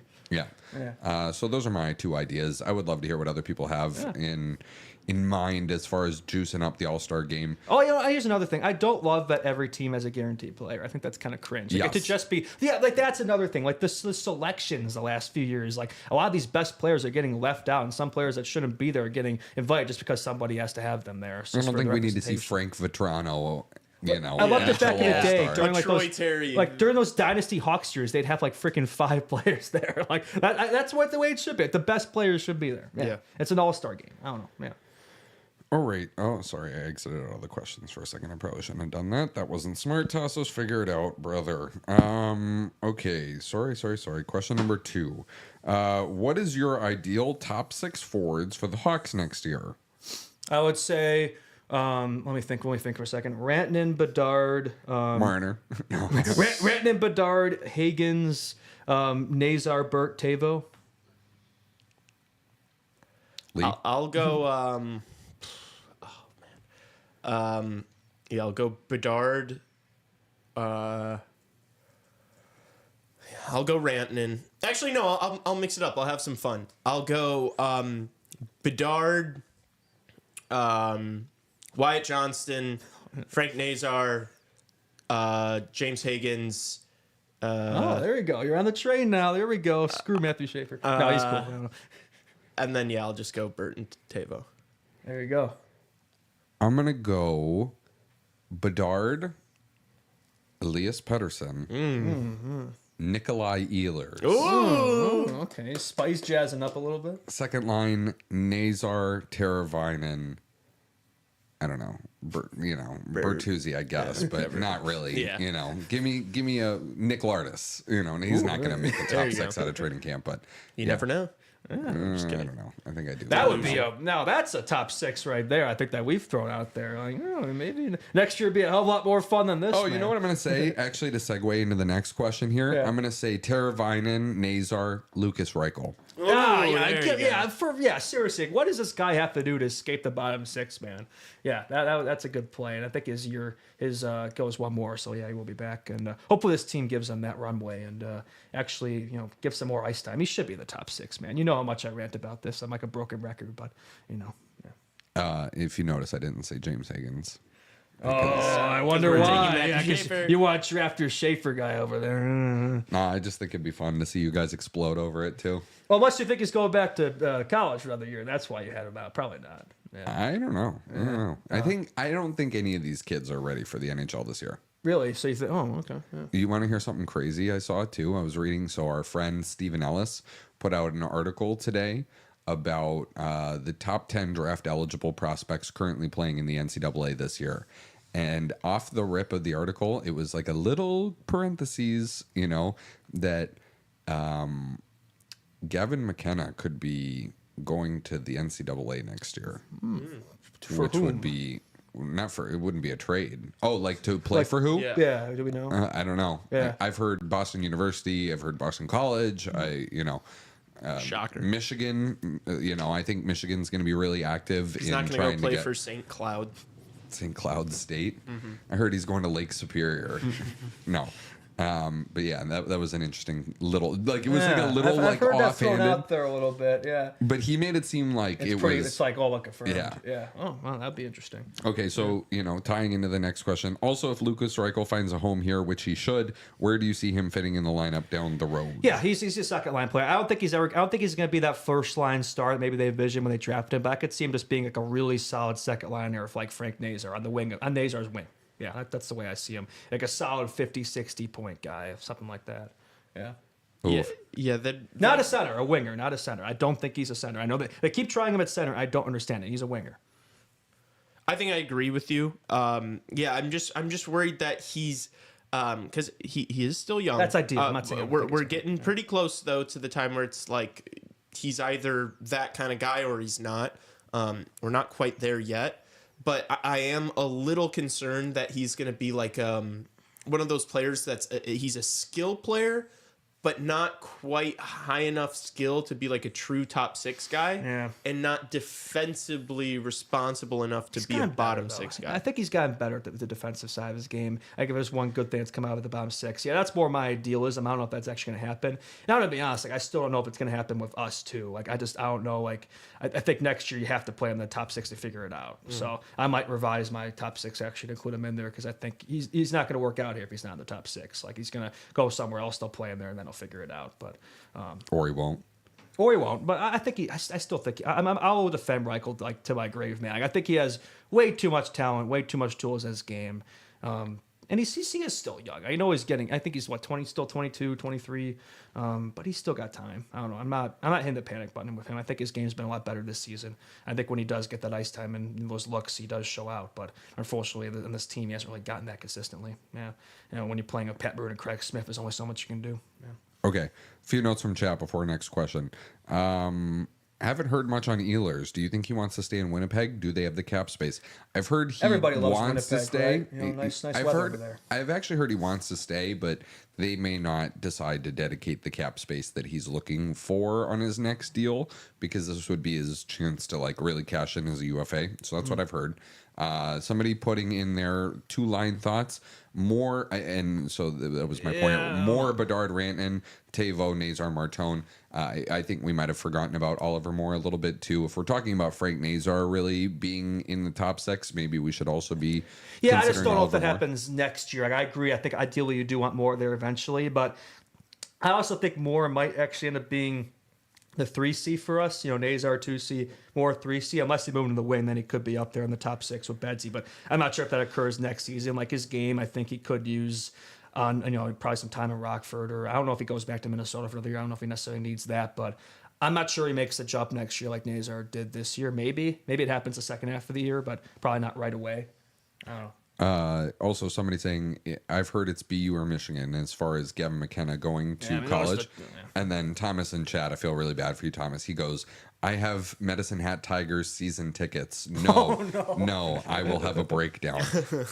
Yeah, what reason is there to attend Medicine Hat games if McKenna isn't there? Yeah, no, I don't know. I guess they got some other players, but yeah. Shout out to Andrew in chat hitting the Lucas Reichel plus 700 anytime goal scorer on Wednesday. It's a great shout. Okay. Nice. Well done.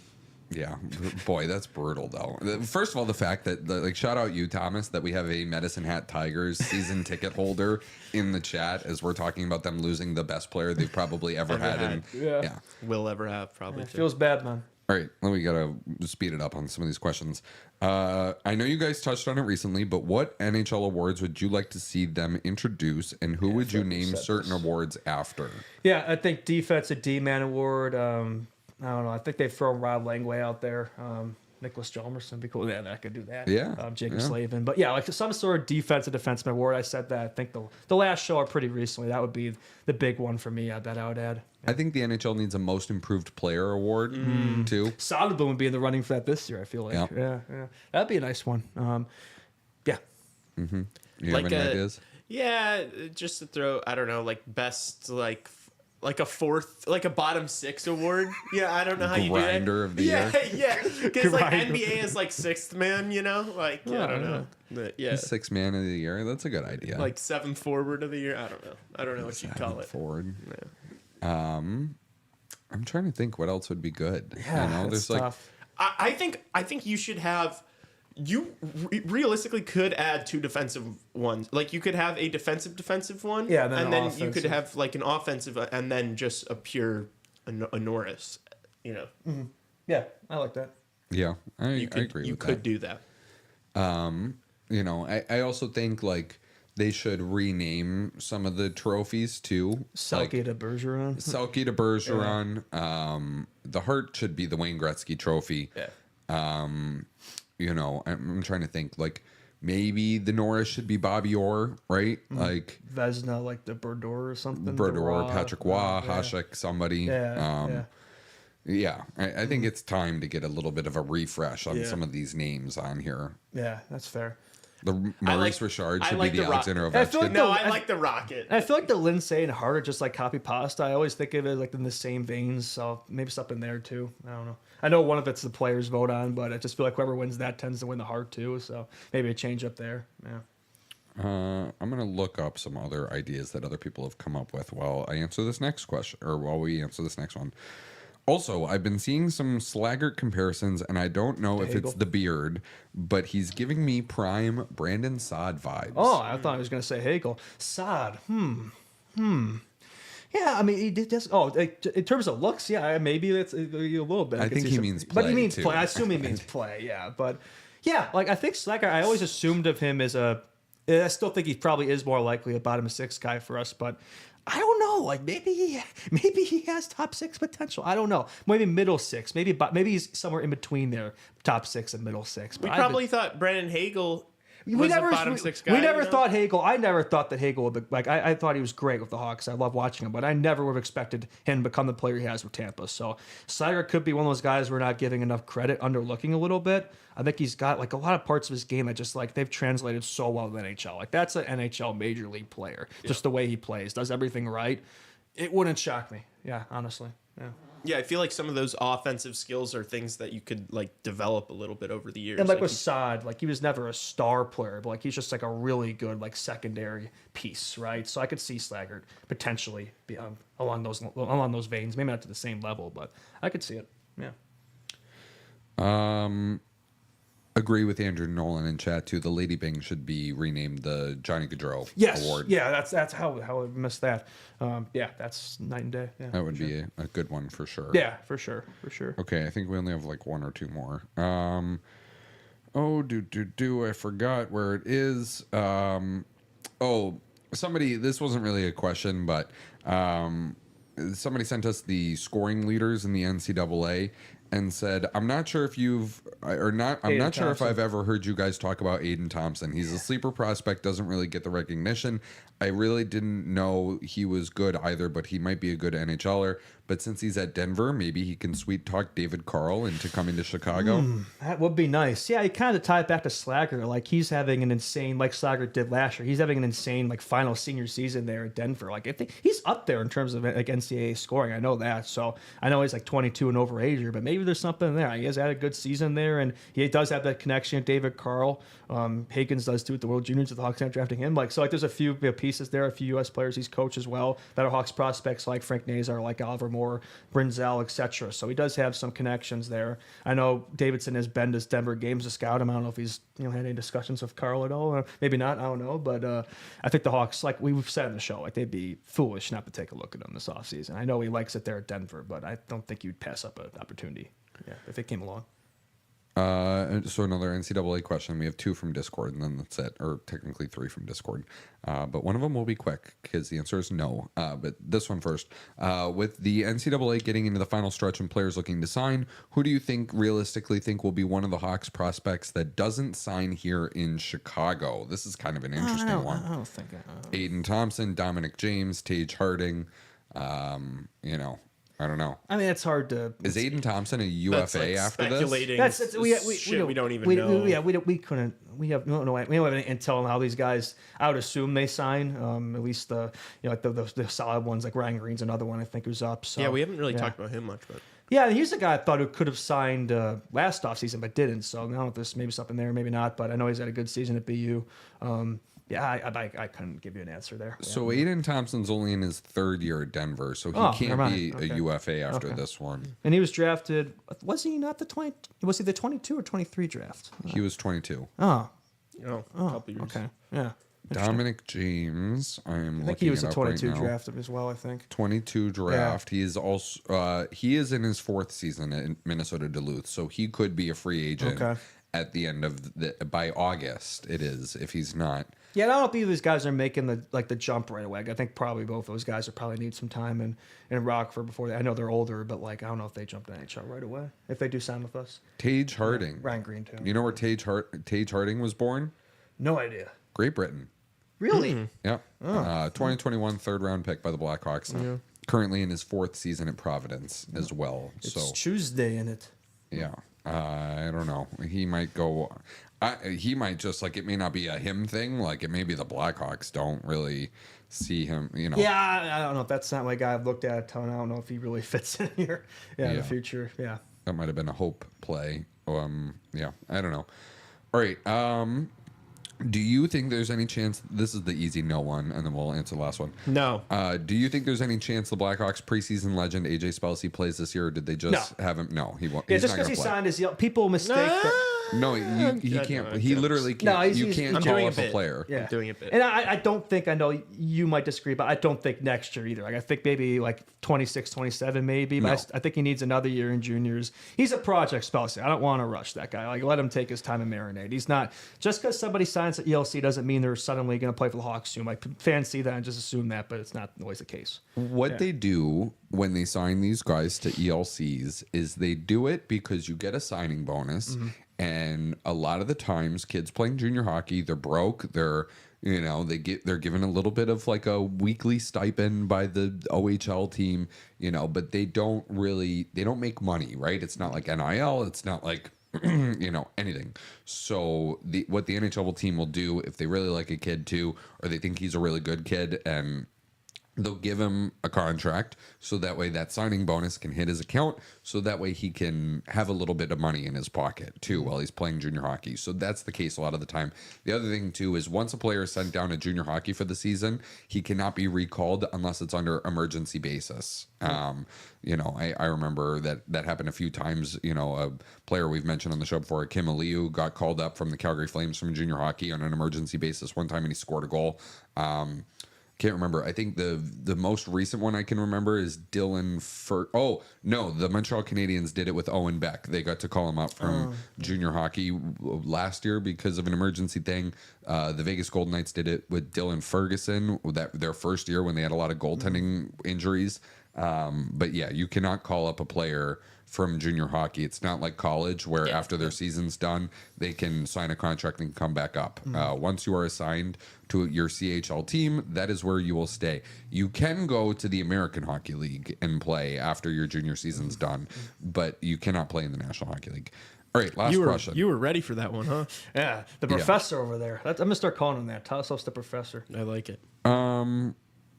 This is we didn't really answer this. We came up with new ideas for the All-Star. As we are coming up on the All-Star Four Nations break, what are your all-time favorite moments from previous NHL All-Star events? My personal favorite was the Super Kane goal in 2012 when Hossa dressed him up with the cape and glasses. Yeah, that was legendary. I'd say when Subban impersonated Yager, when Voracek and Gaudreau did their little bit was pretty funny. Phil Kessel being the last pick in the draft when they did it. That was a funny one. Ovi won the car in the fantasy draft. Ovi with the glasses and the hat too. Oh, that was great. Awesome. Yeah. Kaner dropping the gloves with John Scott. Oh, John Scott just that entire All-Star thing when he won the MVP and all that. That was just absolutely. That was awesome. That was an elite moment. You always remember that. I wish I could think of more. I'm sure I'll think of them all when I'm done. But I think just the year I mentioned, I don't know if it was 2015 when there was 5 Hawks here. The Hawks put out these funny videos trying to hype them up because that was the year you could vote on players to be in it. Mm-hmm. They put out an exercise or right to vote video of Taves and Kane that was super funny. You could look it up on YouTube. It's pretty funny content. But I feel like there used to be so much more fun with that stuff, and now it isn't really the case. I would say don't really get jazzed up for it anymore. Yeah. All right. We're also not kids anymore. Yeah, that's true. It doesn't really mean as much. That goes for all sports. When I hear All-Star stuff, I tune it out. I do not care. I don't know. Yeah. It's not real. It's entertainment. It's not. I don't know. The only part of the All-Star game I like is the hardest shot competition. Yeah. Well, there's some good And moments of fastest Weber skater. and Chara. And, yeah. It's nice to know. Okay, then give me the fastest skaters. Give me Connor McDavid, Dylan Larkin, Matt Barzal lined up on the line. Like a drag That's race, what I want. NHRA. Yeah. Have it be the dunk contest and 3-point where it's like you get guys who are specifically fast or good They're at hard just for shooting. that. They keep everything to the rink. Like, was it last year they did a bunch of like nonsense Oh, away yeah. of like the golf and like the beach stuff? Like, what is this nonsense? Like, keep it to hockey stuff. Well, that was 2 years ago. Last year 2 was in years ago, you're Toronto. right. That was 23 when Seth Jones was there for some reason. Yeah, Yeah, know. I Yeah. agree with you. That was like mind numbing. The That was stuff. so dumb. Yeah, like, come on. It's a hockey skills cup and all star. Like, don't be doing a bunch. You don't of even stuff. have the time to like rehearse it enough to Yeah, make it it's look just clean. So cringe. Yeah, it's like, terrible. it's not entertaining. It's like, and all the celebrities and stuff. Like, of course, you're gonna have a little bit of that, but they shouldn't take precedent over the stars of the NHL. Like, yeah. All right, that's it for questions. Thank you to everybody who sent in questions both via Instagram DM and via Discord. Please continue to do so. Let us know if you'd like to change it to Wednesday or if you enjoy a nice little Friday mailbag on your slate. We're going to take a quick break and we're going to come back with probably a bit of an abbreviated NHL hour as it's kind of a slow day around a little bit around the league. Yeah. But keep it here. We'll be back soon.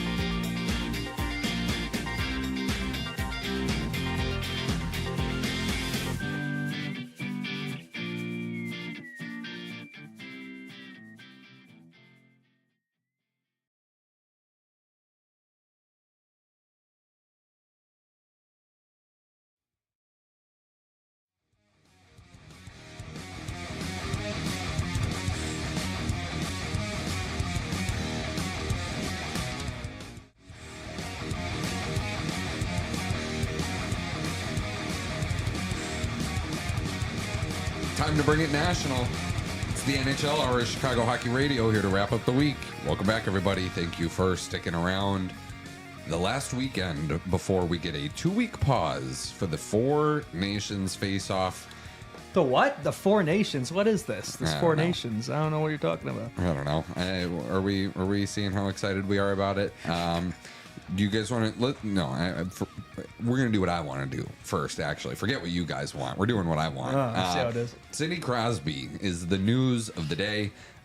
He is out tonight with an upper body injury against, who do they play? Oh, God, I should probably know that. They play the Rangers tonight, and they play the Flyers tomorrow. So back-to-back before the Four Nations break. He left the game against the Devils, a weird collision with Eric Howla.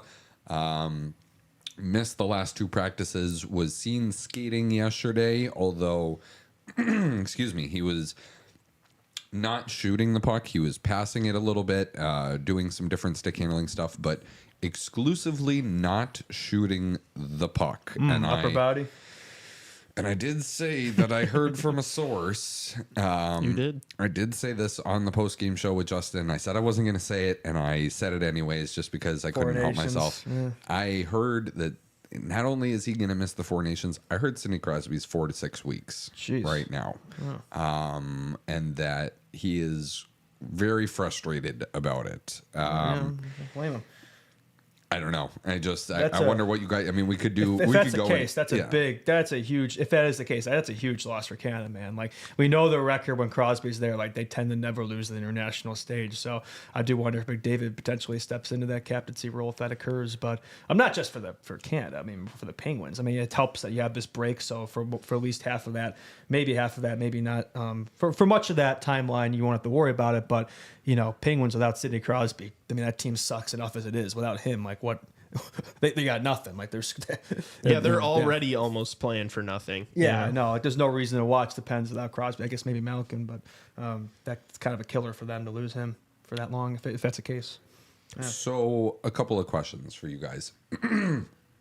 One, I could end up looking like a schmuck if I mean, he's practicing. He's lined up ready to go for Wednesday's game. Yeah. That doesn't mean a ton though. Like Bedsy was practicing when he had his broken jaw. Just because you're out there on the ice, like doesn't mean you're in game shape. You know? I don't know. Like upper body's not really gonna affect his ability to skate and fucking do shit like that. I don't know. Yeah. So if he's not shooting the puck, that's it's a sign. Yeah.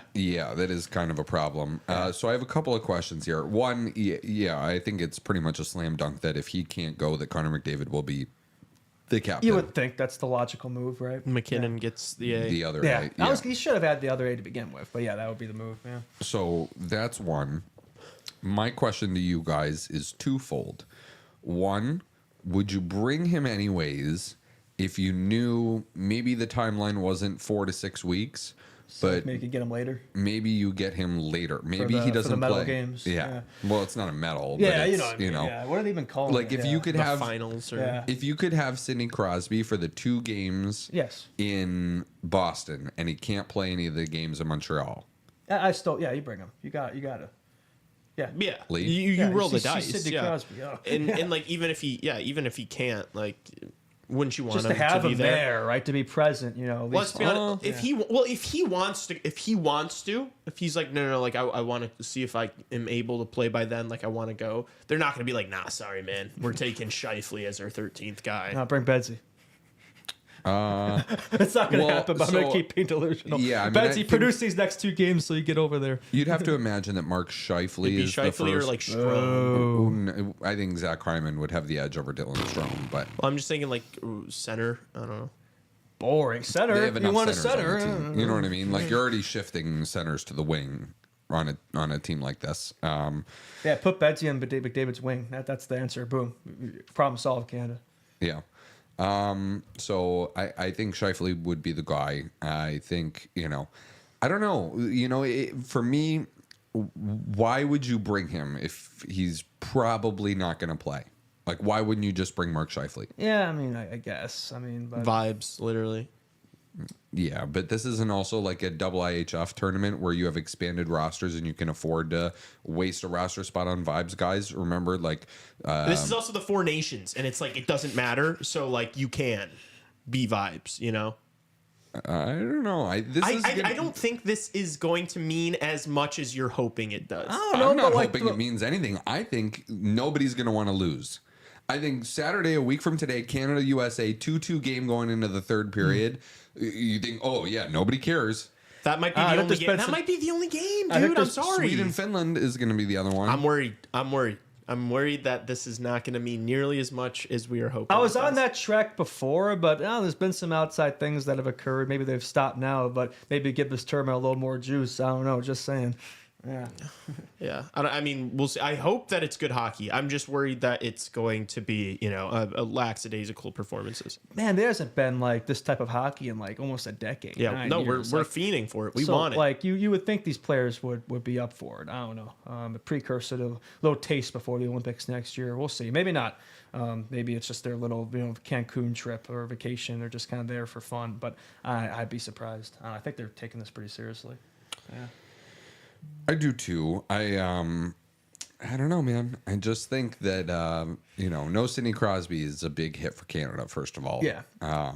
Well, it's not just that for Canada. Is it confirmed? Like, I know Quinn Hughes has an injury right now. Is he going to be out for the Four Nations? I think they're still waiting on that. Still waiting, but we that won't would hear be about that until probably Monday's show. Yeah, that's just me speculating. But like, if that was the case, that'd be an even larger loss for the U.S. Yeah, probably. I think Quinn Hughes being out for the U.S. is a bigger detriment than Crosby I hope being not, out for but we don't know. Neither of these two, we're speculating on both. Yeah. Yep. Yeah.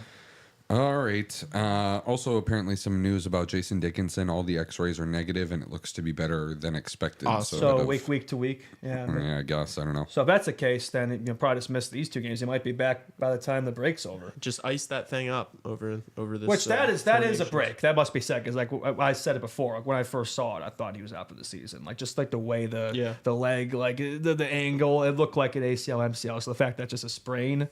That's dodging a bullet. On just the ankle, too. Like, it's so much easier to come back from ankle stuff than it is knee stuff. So. Yeah, so that's good news for the Hawks for sure. Yeah. Yeah. All right. More Four Nations stuff here. So I think I don't know if we talked about this before, but apparently the reason that, because we've always wondered why Logan Thompson was snubbed from that team for Canada's goalie. Apparently it's because of the beef there with Cassidy and co there from that left over from Vegas. I don't know. They didn't want him in that team. Not just Bruce Cassidy. It was Bruce Cassidy and Pete DeBoer. Yeah, so that's something to be said there. But I mean, if you're letting that kind of thing affect your Ross decisions, that's kind of sad because after him, it's like the goaltending for Canada. Like I look at this team like that. If they don't do well in this tournament, it's going to be because of that, because of the goaltending. They could have had Thompson, who's been one of the best, quietly been one of the better goaltenders in the league this year. They could have had him, but I don't know. If you're a Canadian and a Team Canada fan, you should be outraged by that. Yeah, like they can't leave that beef aside for this tournament. It's kind of sad. Yeah. It's like you're keeping us from having our best guy because of, locker room stuff. Yeah. I don't know. Yeah. What is it? There's been a lot of locker room dramas in the NHL this 25 portion of the season, that must be said. Yeah. So the report came from former NHLer and current analyst Steve Valiquette. He went on Real Kipper and Bourne on Wednesday, saying that Bruce Cassidy and Pete DeBoer, both assistant coaches for Team Canada at the Four Nations and worked with Thompson during their respective tenures with the VGK, are the reason the goalie was left off the roster. Here's the quote. I don't think Cassidy and DeBoer were going to have it. I think it was personalities at the top. They didn't have a great experience with him in Vegas. Yeah, I guess there was conflict between him and the Golden Knights too. So, because remember, he left this summer. He basically didn't ask for a trade from the Golden Knights, but was basically just like, I want to be a starter somewhere. And so maybe kind of sort of did ask for a trade a little bit in that sense. Well, but we know there's never been drama of goaltenders in Vegas, right? That's never happened, right? Yeah. Sarcasm. Yeah, somebody replying to like a tweet about this subject.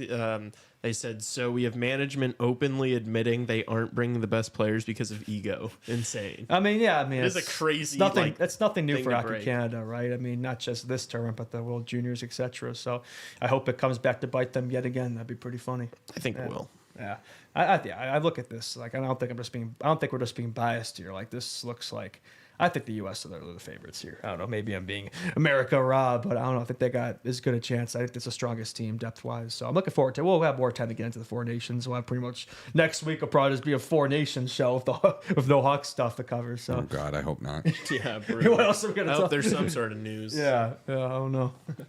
Do you know what the only team is in the NHL without a player going to the Four Nations? Ooh, Sharks. Nope.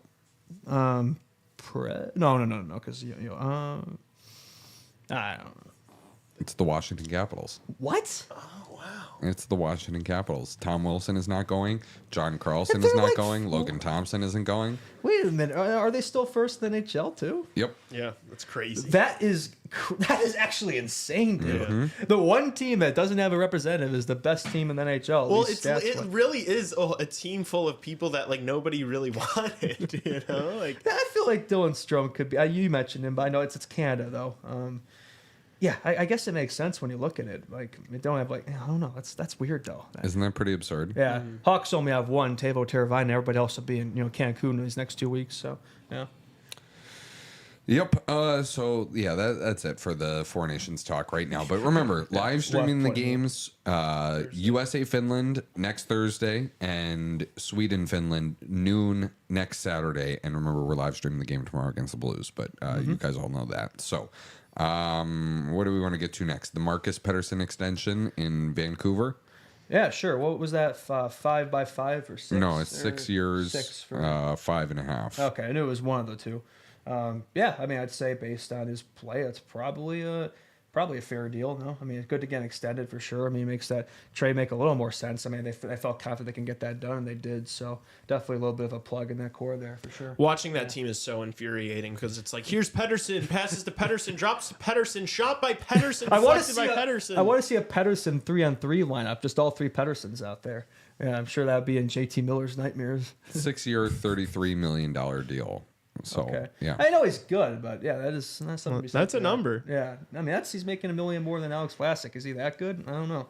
I mean, I'm not a huge Marcus Pettersson analyst, but I know he's good. But I don't know. Some people, I've heard some takes out there that he's one of the better. Some people regard him as one of the better defensive defensemen in the NHL. It must be if they're giving him that bag. So fair enough. Yeah, hopefully for their sake. Yeah, for sure.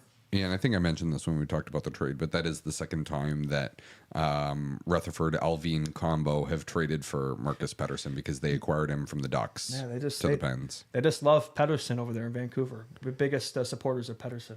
Yeah. And they have 2 Elias Petterssons, too. Yeah. Were we saying this on, or was it on my show? I think it might have been my show yesterday. How they're distinguishing between the 3 Petterssons on the team. That's it. Talking to the mic also, brother. Oh, my bad. Oh, there you go.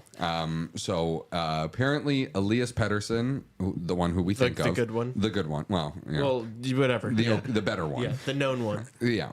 So he's gone by Petey in the Canucks locker room for a long time, right? Apparently, so Marcus Pettersson also goes by Petey too, and so apparently some people in Vancouver reporter land have heard them calling him MP in the Canucks locker room. So you got Petey, you got MP, and apparently they're calling the other Elias Pettersson Jr., which is pretty funny. Like he's his son or his brother or something. Little Pettersson. Well, remember in San Jose they had Joe Pavelski and Joe Thornton. Joe Thornton was Jumbo and Joe Pavelski was Mini or whatever. Mm-hmm. That's funny, man. So that is how they're differentiating between 3 guys with the same last name on the team. They got to do it somehow. Yeah. Okay. No thoughts on the extension, though. I will say Drew O'Connor's been a really nice piece for them. He scored the overtime winner last night against San Jose on the penalty shot, hauled down by Macklin Celebrini. I know somebody in our comment section was. Yeah, well, so something to be said for that. I mean, I look at their stats. I think you brought up some advanced analytics. You showed me in the show before. It's like you look at Celebrini's defensive metrics compared to Bedard. It's like this guy gets hyped up to be some insane 2-way player. The stats don't really back it up, and his plus minus is like as bad, if not like worse, compared to games played. Than Bedard because he did miss a lot of the injuries. So I'm not really sure what that's all about. The media seems to have nothing to say about that. I know he's a rookie compared to a second-year player, but I mean the Sharks, similar team in terms of being ass, but and a lot more giveaways. Per 60 minutes. And Bedard's good at the takeaways and Macklin stuff. Celebrini. But he never really gets talked about. I guess Sharks continue to be PR merchants over there. So yeah. And nobody's going to talk about that play, by the way. I'm sure Paul Bizinet, Mark Messier, PK Subban will have absolutely nothing to say about that. Yeah. Okay. Like we said, kind of a slow day around the office here for the NHL. So what do you guys got for the Super Bowl? We could do some hopefully Super the Bowl Eagles, talk. but I'm sure they'll rig it for the Chiefs again. Who you guys got? Dude, I don't know. I think I might end up betting on the Eagles, which just feels so dumb. Dude, I just think that it's too obviously Exactly, the Chiefs. but Like everybody and their moms, the Chiefs are gonna win. I don't know. It's gonna be interesting. I don't have a ton of faith in Jalen Hurts, but I don't know. Hopefully Saquon can do work, but that's the thing is Saquon, they just popped off against the Commanders, where it's this Chiefs defense is really good. So I don't know, man. It's gonna be a good game. I hope both teams have fun. I'm looking forward to the Kendrick Lamar halftime show. Yeah. I'm not at all. No, me neither. Turn this TV off. Lee is arguably the biggest Drake fan I've ever met. Too. I am a big Drake guy. Oh, I really? I like not Drake like too. us. Yeah, okay. I like Drake too. Yeah. Shout out Toronto. Yeah. No, but shout out Drake. Yeah, I'm sure he likes his A minors too. Yeah. Relax. Okay. Relax. That was Super Bowl talk. That was Super Bowl talk. Give me the Bills. No, I'm just kidding. I wish, man. This matchup just doesn't really do it for me. Like Eagles, Chiefs. Are you kidding me? You're gonna watch. Everyone's gonna, of course I'm gonna. It's a everyone, Super Bowl, everyone man. complaining is gonna hate watch. If you hate Mahomes, if you think it's rigged, you're gonna hate watch. You're gonna want the Eagles to win. What's the betting lines for the Taylor Swift screen time? What's the odds there? I don't know. There's certain betting sites that you can bet will Travis Kelce Propose to her, yeah. It's like a parlay of will Travis Kelce retire and propose to Taylor I hope Swift. they lose and they break up. Yeah. I saw will Super Bowl MVP shout out God or Jesus Christ First? Yeah. Is it first or? It's just will it happen? Mm-hmm. Get 87 off your chest. You're not Gronk or Crosby. Okay. If you can't tell, I am of the majority here. I'm so fucking sick of this team. Makes me miss the Brady era Patriots somehow. Yeah, I mean, I think Mahomes is just as exciting as the Brady era Patriots. Yeah, Brady clears. Football doesn't do it for me. He had to face a 45-year-old Brady in the Super Bowl and he beat his ass. Came out of retirement just to show him the chops there. All right, but he's on the verge of winning his fourth. Cool. At the age of 28. Yeah, that's great. And you can thank the zebras for that. No. Every single breathe on that guy game, and it's a call. Everyone complains about the stripes. Every single game, like the Bills game, Josh Allen had an opportunity to he had an opportunity to have the last drive. He had the ball in his hands and they didn't convert. They didn't score. That's not on the stripes. I don't know. Patrick Mahomes always delivers on the final drive. If Mahomes has the ball and it's the last drive, he's going to score on you. Yeah, I'm not denying that he's damn good. He's impressive, but so the NFL loves to protect their star players. Yeah. Honest take, football's not even in my top 3 sports. What's your top 3? Hockey, lacrosse, baseball. Well, I mean, it's probably not in mine either. Okay. I'd say for me, it's hockey, any form of motorsports. It'd probably be third for me then. Yeah. Okay. Yeah. Lee? I mean, I grew up playing soccer. Soccer's my favorite sport. Was? No, I'm just kidding. Is this a soccer? What is this? This jersey wearing? No, I think it's technically a rugby shirt, but yeah. Kind of look like a rugby player there. Something Euro. Like the tats and stuff. Some Euro shit. Yeah. It looks like minus all the muscle, You bitch. Someone said Lee's favorite sports, gambling, hockey, and soccer. Pretty much. Well said. Now it is. Now gambling's probably up there. Yeah. Well, in terms of football too, rest in peace to Virginia McCaskey there for the Bears. Ownership sell the team. Yeah. How does it affect Caleb Williams' legacy? Yeah, literally. We need new owners or something. Yeah. Where to move them to, wherever. That's absurd. Well, I will say, I'm glad their last game was the Bears winning at Lambeau. I think that's a good way to go out. Yeah. Yeah, for sure. True. Yeah. Rest in peace, Virginia. For sure. Rip. Okay. Anything else, fellas, or what else we got here? Actually, I hate the. It's kind of a tough topic. Be but, careful how we talk about it, because I see it in the notes. But Okay. just be very careful, like how we word it. Yes. Yeah, so I mean, I feel like we have to talk about it a bit. So Sean Higgins, if that name doesn't ring a bell, he's the guy who murdered the Gaudreau brothers in drunk driving in the summer, and his argument is that they were more drunk than he was at the time of the accident. So, which was true according to blood alcohol content. They weren't driving readings, a car. but they were not driving a car. Riding a bike. So Yeah. bit of a difference there. Still made an illegal maneuver in a car while intoxicated. So yeah, it's on you. But and killed two people. Yeah. So it's not, like fucked up situation. But I mean, obviously he's gonna have some sort of defense. I would assume he's gotten a lawyer that's gonna be trying to do something. But it's always just slimy when people commit crimes like that. And yeah, he needs Saul Goodman there. But yeah, no, definitely miss Johnny a lot. It's not really the same without him, and Matthew as well. It's always a tough situation. It still doesn't feel completely real to me. I think I'll be going to a Blue Jackets game when they play the Hawks. I think I'll definitely visit. I think they still have the. Don't they have some sort of like commemorative memorial there for him in the arena there in Columbus? I don't know. I haven't been to Nationwide Arena in a definitely while. We'll go see that for sure. Yeah. Sorry, I shouldn't have chirped you for that. Yeah. That was, Yeah, you just looked at me like I had the answer as far as what the inside of Nationwide Arena looks like right now. I always say the Blue Jackets have been such a good story this year. Like I think everybody's kind of cheering for them, and just the fact. I mean, I think they're still in a playoff spot right now, and like it feels like they're really playing like for more than just the game this year. I think that's pretty cool. Yeah.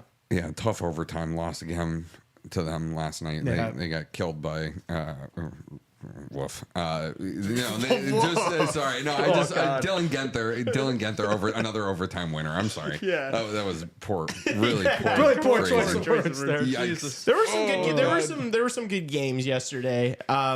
Capitals Flyers kind of blew the lead a little bit. Michkov had 2. Michkov almost scored a hat trick on a Michigan yesterday. Is that right? Yeah. Would have been crazy. Nice to if see he him was able to finally pull it break off. his streak there, man. He'd been going through a rough patch there, but it looks like he's back now. Yeah. Go catch Matthew in the Calder race, buddy. Ovi got another one. Scored a goal on a goalie actually for once. Yeah. Really? Yeah. I mean, all his goals up check every time. It's always an empty net, or he's become an empty net merchant there. But I can't blame him. I can't blame him for that. I'd be doing the same thing there. Yeah, he's got to get his cookies one way or another. That was the 180th goal that Ovechkin has, or the 180th goalie that Alexander Ovechkin has scored on in his career. Is that the record too? Like most amount of goalies scored on? Has he set that? Yeah. Yes, actually, it is. It passed. I always assume that Tassos is like Wikipedia, like they just plugged in his brain there. Like, oh yeah, I'm always asking the professor questions, like I don't have a computer right in front of me, but I could easily just look it up and figure it out. The professor knows all. Justin, you're actually funnily correct. Yes, he is. I knew it. Most. I knew it. But it happened at his 179th goal. So it who was that? It just happened. It was Maralainen. Levy Maralainen. Very nice. Made history there. Fedotov yesterday made it 180. So yeah, very cool. That's crazy. 108 different goalies, man. He broke the tie with Jaromir Jagr. Jaromir Jagr was number 2. Okay. Well, it makes sense. I mean, he played in like 4 different decades, but I was surprised ahead of Gretzky there. Yeah. I do have some stats here about it. Ovechkin entered the NHL in 2005-06. He scored against nearly half of all the goaltenders that have played at least one game. 180 of 369, 49%. I said that on my show too, but and he's also scored against 84% of the goaltenders he's played against. 180 of 215. That's insane. So who are the 35 guys that he didn't score on? That's what I'd love to know. Yeah, they got him studied there, I guess. Yeah, always look out for the slot, the OV slot in the circle. Yeah. That's something you're gonna be telling your grandkids. Like, Ovi never got past me, never beat me. Ovechkin has also scored 149 goals since turning 36. Damn. He now sits one shy of becoming the 4th player in NHL history with 150 more after turning 36 or older. Gordie Howe, Johnny Busick, and Teemu Selanne. Impressive. I think a quarter of those, I think, had no goalies in that. Yeah. Hey, that's still pretty impressive. Yeah, for sure. You mentioned something about it a little earlier on the show, but Panthers, Matthew Tkachuk, couple goals, beat the Blues. That it was a Reinhart shot because it was 2-2, and then it was a Reinhart shot with like 11 seconds that I think Kachuk actually got a piece of, so he got the goal. But that was a good game. But dude, every time I watch the Panthers, I'm just like, dude, this is. I think that's my cup favorite. If I'm being honest with you, I don't think there's a better team than them in the East. That's like that scene from Shores. Like that team is so damn good. That's the Panthers. Yeah. Okay. I don't know. Anything else you guys want to do? A little bit of a weekend preview? Yeah, I mean, we got last 3 days here before the Four Nations, right? I mean, Yeah, besides the Hawks Preds is obviously, Tank Bowl game of the night. Hopefully Betsy takes it personally and goes off tonight. We've covered that. But yeah, we got the Pens Rangers. That's always a good, pretty good rivalry game. Avalanche Oilers is probably the game of the night. Oh yeah, that's a good one. I would be watching if I wasn't at the UC, but yeah, that's a good one. Stars Kings to round out the night as well. Pretty solid. Yeah, so that's always, you always get up for that one with McKinnon versus McDavid, and two teams kind of similarly built there. If the top end talent, maybe we'll see a rematch with them in the playoffs this year. Yeah. Anything Saturday?